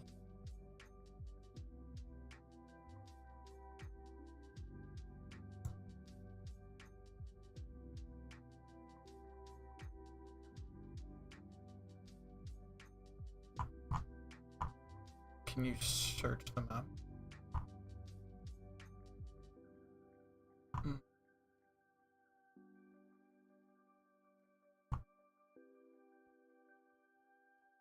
This hasn't been posted on much since 2021.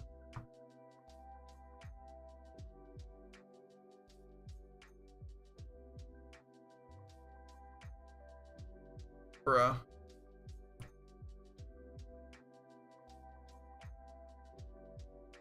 Still.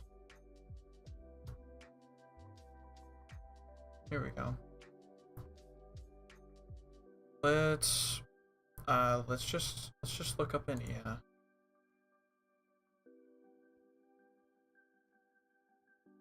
Oh man. Let's look up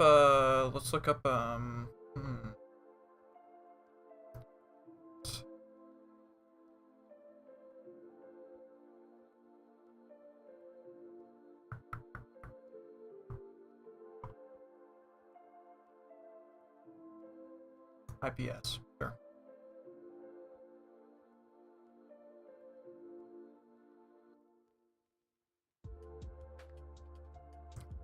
I plan on in early 2021.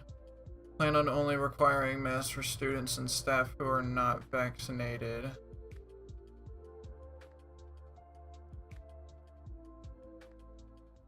Okay. Despite Superintendent Alicia Johnson claiming that CRT is not taught in IPS, which it probably isn't, the district is engaged in teaching about racial equity. The district has called it their Racial Equality Initiative.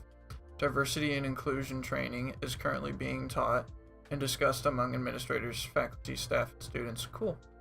The district started separating staff members into affinity groups. The groups were separated based on race. Okay, these affinity groups are seeking to call out white privilege and productivity. Racially segregated groups are sponsored by the district's Office of Racial Equity. Okay. That was October 2021. Here's the board members.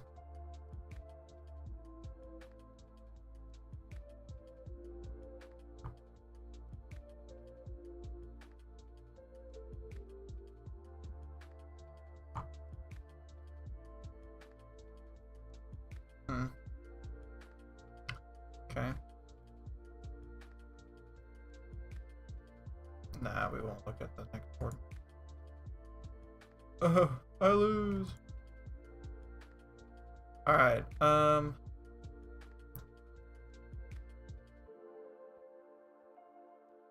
that's pretty bad. It's actually real.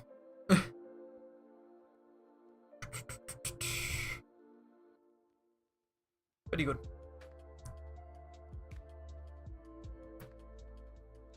TPUSA annually hosts several conferences on various topics throughout the year, such as the Student Action Summit, Young Women's Leadership Summit, Young Black Leadership Summit, America Fest, and Young Latino Leadership Summit. Okay. The organization is funded by conservative donors and foundations, including Republican Party politicians. Okay. That is true.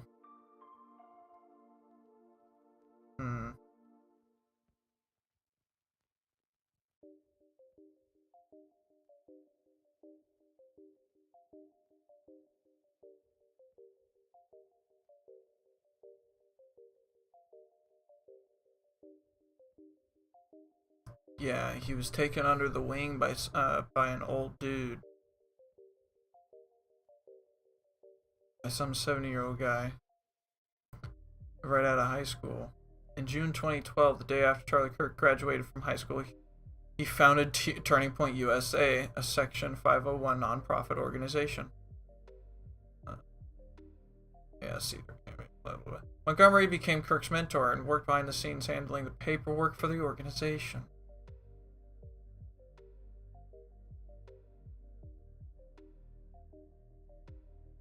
Montgomery often described himself as the group's co-founder, although it was not an official recognition by the group or Kirk. Let it go. Read that.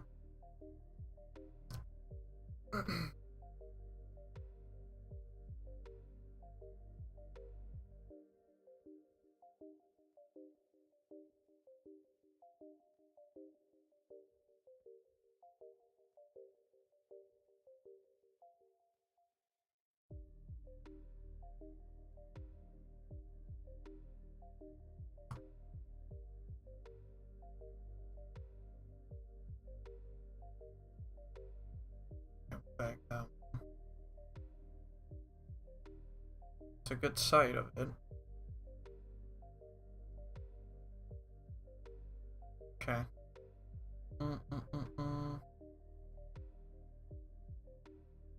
At the RNC of 2012, Kirk McFoster Freeze, American investment manager and prominent donor to the Republican Party and to Christian right causes. Yeah, a Republican donor, and persuaded him to finance the organization. Also served on the organization's advisory council alongside Jeannie Thomas, wife of the Supreme Court Justice Clarence. Oh no. Oh no. It continues to get deeper. Barry Russell, president and CEO of Independent Petroleum Association of America, is a key advisor.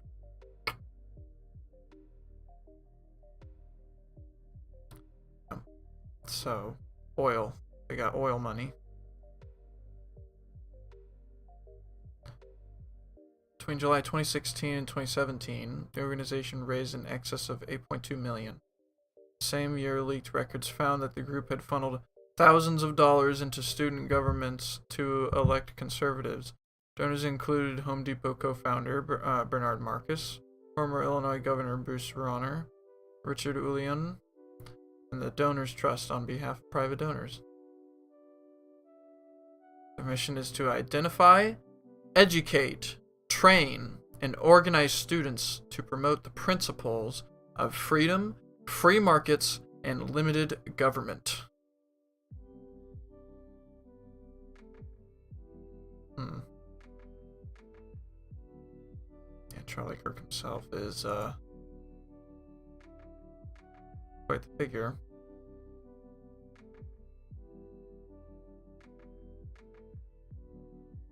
Look at his face. Look at that face. Wanna smooch him.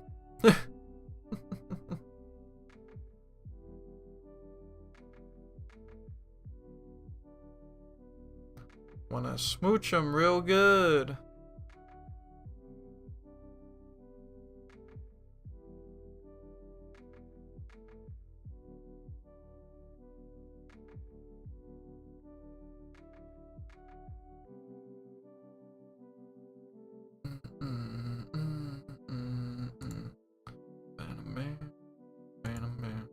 Anyways.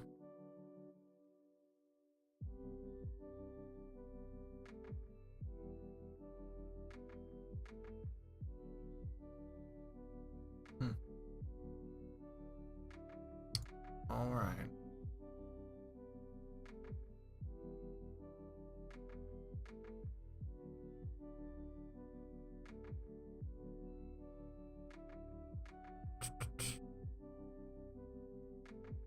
Yeah, their revenue has been going up and up and up and up and up and up and up. In August of 2021, Turning Point USA distributed a sought to raise $43 million for its national field program.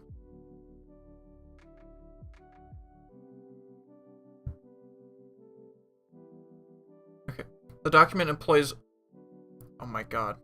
According to David Armiak of the Center for Media and Democracy, the document employs white nationalist rhetoric, stating that, quote, the left's plan is a path of destruction, a turning back of the clock 500 years to a past that's deficient of Western influence, and that schools, is there a typo, really?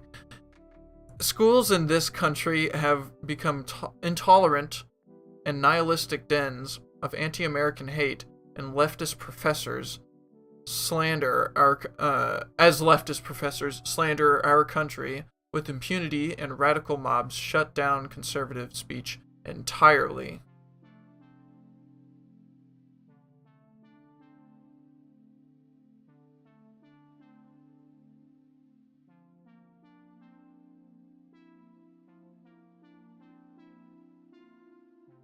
We got this one right. Yeah. Okay.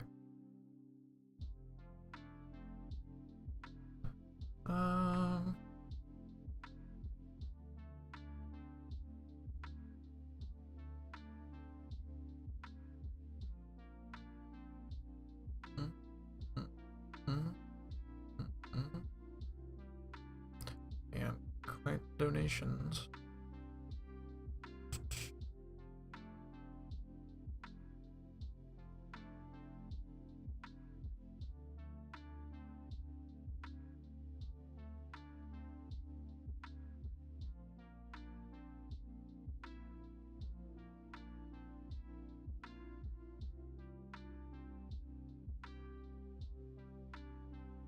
Oh, my bad. It's already there. Okay.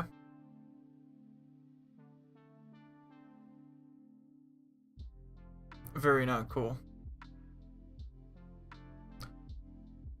Annual summits.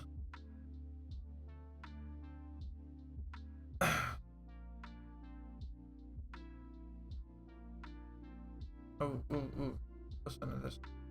Let's see. They support the NRA in the use of fossil fuels. Okay.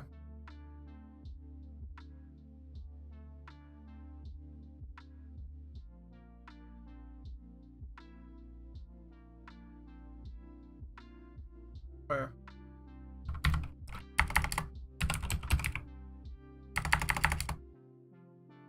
Where?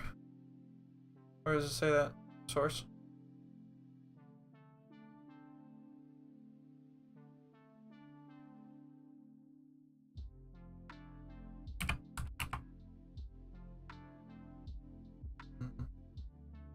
Okay then. I'm gonna guess it cites that there too.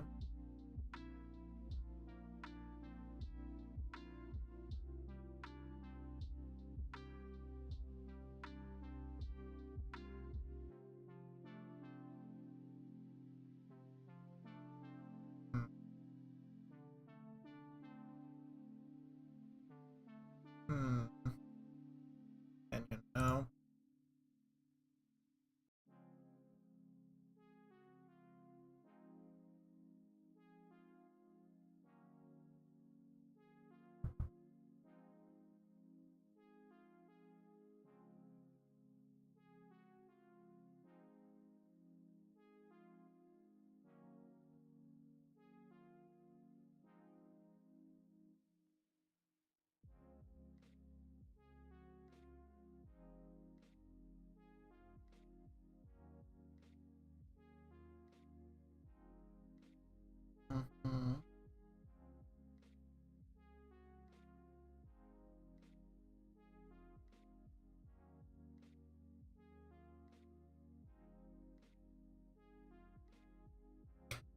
He describes universities as islands of totalitarianism. That is hilarious. Well, in terms of like, you know, the debt that they put you in, yes.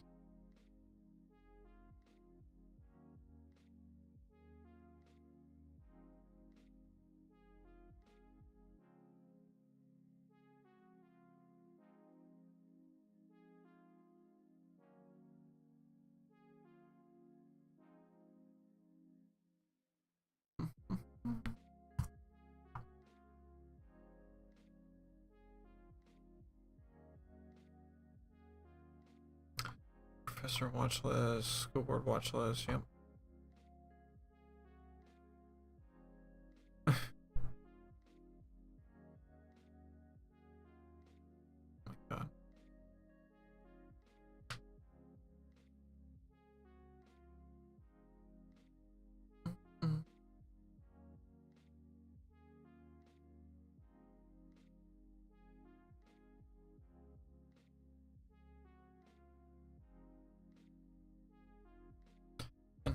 After the 2020 election, Kirk disputed the results and denied that Trump had lost.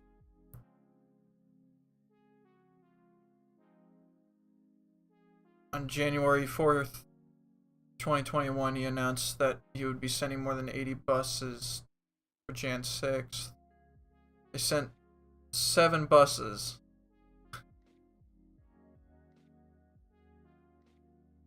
Oof. That it was bad judgment, not wise to enter the Capitol, but not necessarily insurrectionist. Controversies. It's long.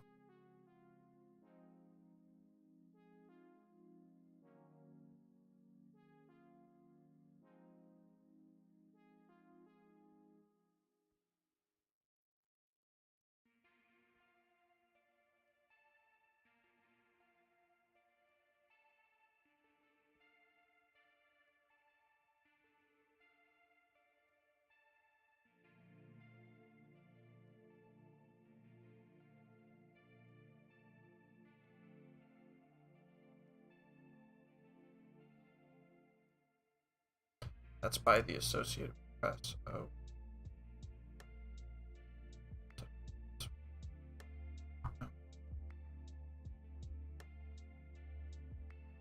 Oh god, I gotta bag that. Okay.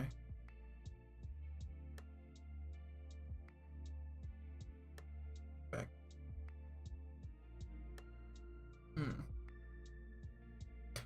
There were Nazis outside of their Student Action Summit in Tampa, July 2022.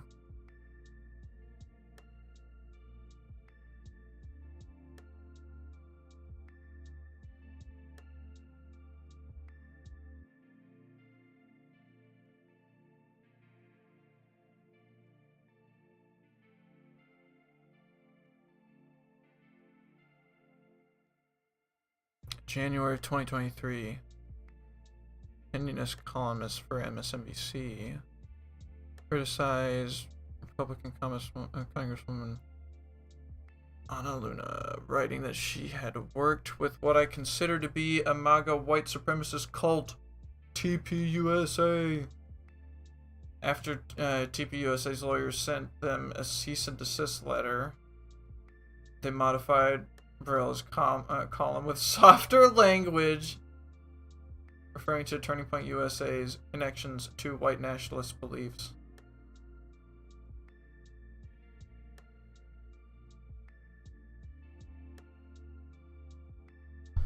Yep. I can call us cults, but nope. Can't call it to them.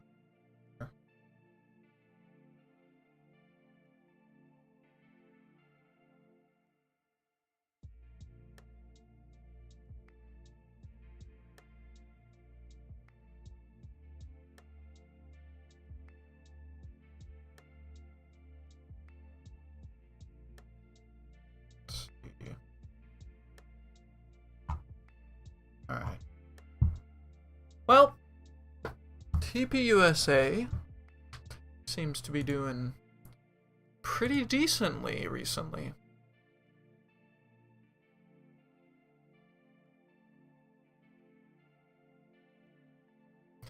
Roypur.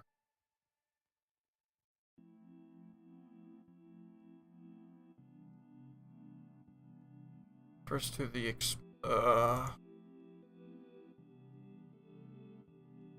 an exploitable illustration of the Pepe Frog rest.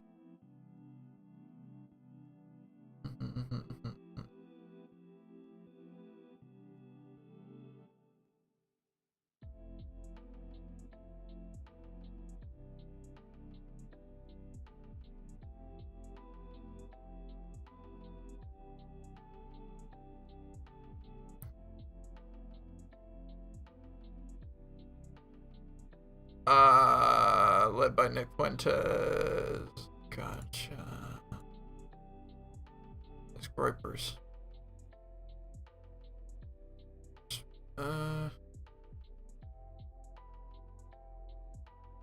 Supporting traditionalist values within conservatism, like immigration restrictionism. And it argues that relatively mainstream conservative student groups like TPUSA need to be confronted because they are shutting down socially conservative Christians and supporters of President Trump's agenda and promoting degeneracy by having gay speakers.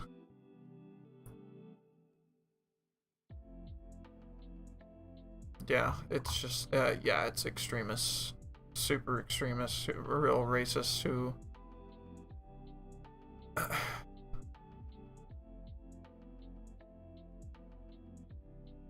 did this.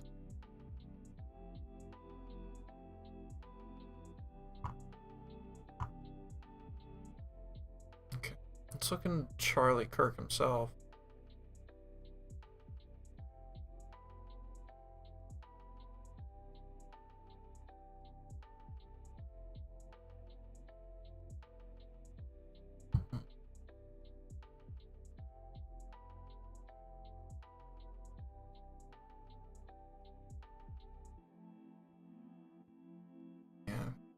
Charlie Kirk show.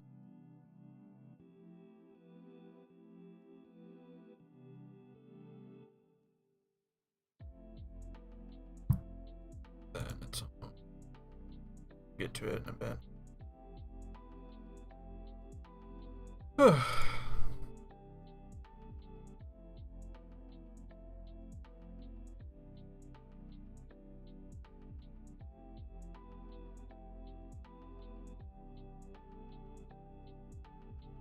right. Political positions and activities. He promotes the cultural Marxism conspiracy theory, and has described universities as islands of totalitarianism. Let's look at his more recent stuff. Well,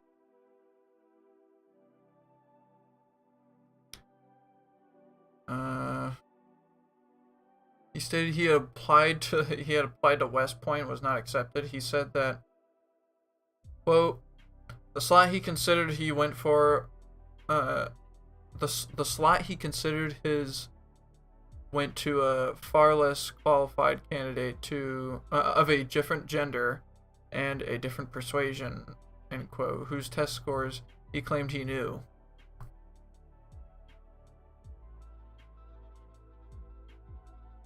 Oof. Told the New Yorker in 2017 he was being sarcastic when he said it. He told the Chicago Tribune in 2018 that he was just repeating something he'd been told, bruh. And then, while at New Hampshire, at a Turning Point event featuring Rand Paul in 2019, he claimed that he had never said it. There you go. 4 years later. In 2018, he falsely claimed on social media that Justice Department statistics showed an increase in human trafficking arrests from 1900 in the year 2016 to 6,000 in the first half of 2018. He deleted the tweet without an explanation the next day after a fact checker had pointed out that the false 2018 number had originated on conspiracy site 8chan. Bro.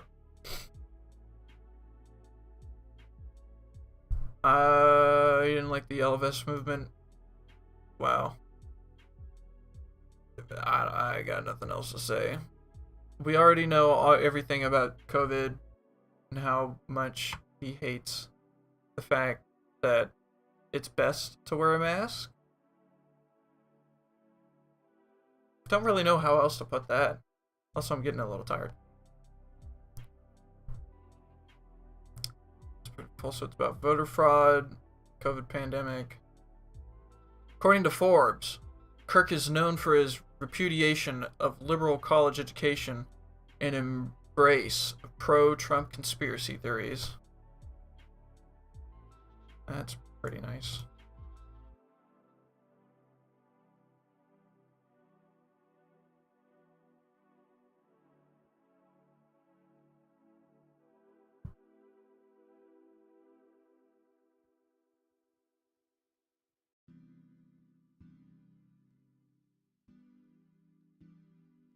Is he against the death penalty?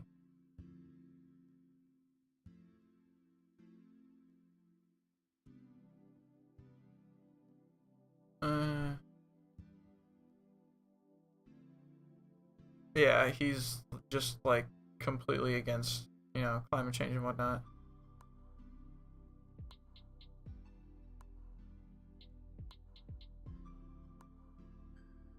He's a racist. We already knew that. Served on the 1776 commission? Oh, that's hilarious.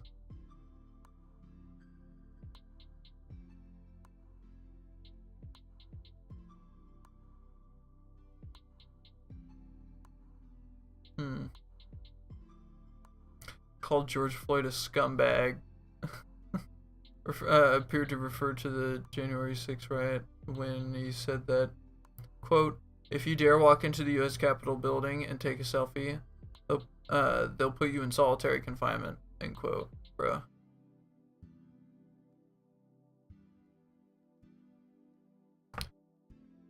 The victim complex. Like, y'all stormed the Capitol in order to stop a legitimate election. And you're defending that. That is completely despicable.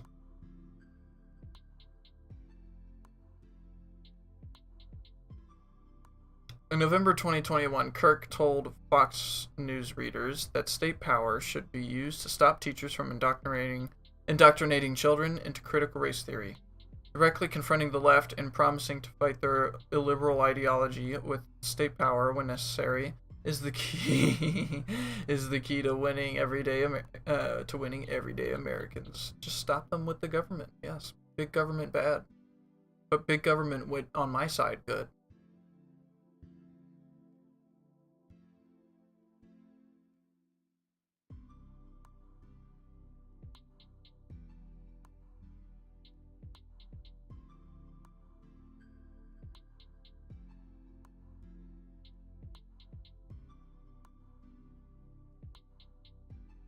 Well,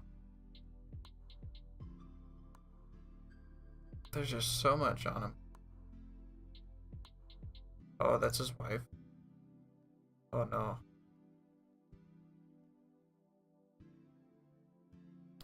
Well, that's quite a bit. I think we learned a lot about Charlie Kirk and Turning Point USA here. It is completely full of shit. Completely and utterly full of shit. And has nothing good about it. And probably will never have anything good about it. So, make of that knowledge what you will.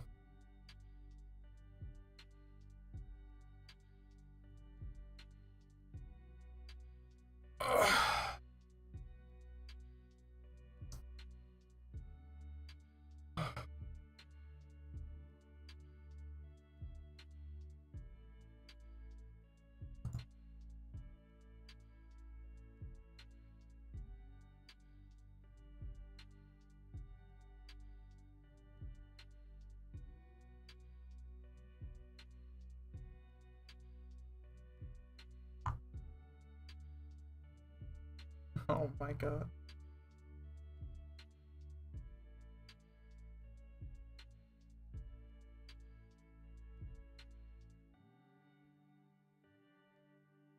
Oh no!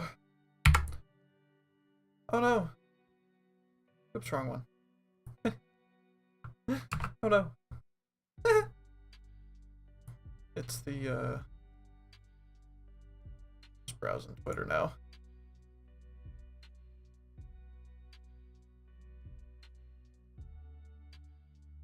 Okay, there we go. Oh no! The patch! It failed! What are we gonna do? However, are we gonna fix Earth now? I don't know.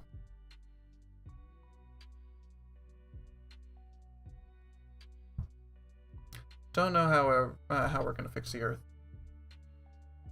We can't upload our fucking patches.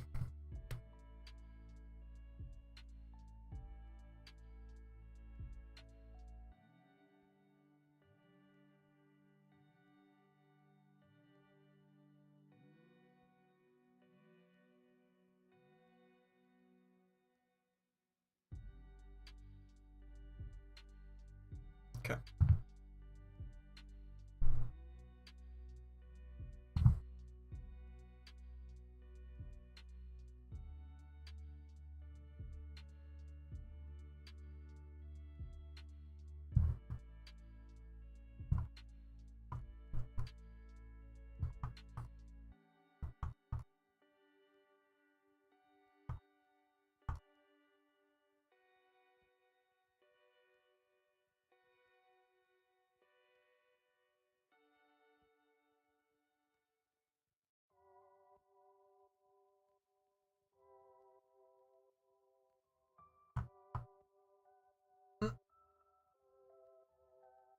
Well, I guess that'd be it.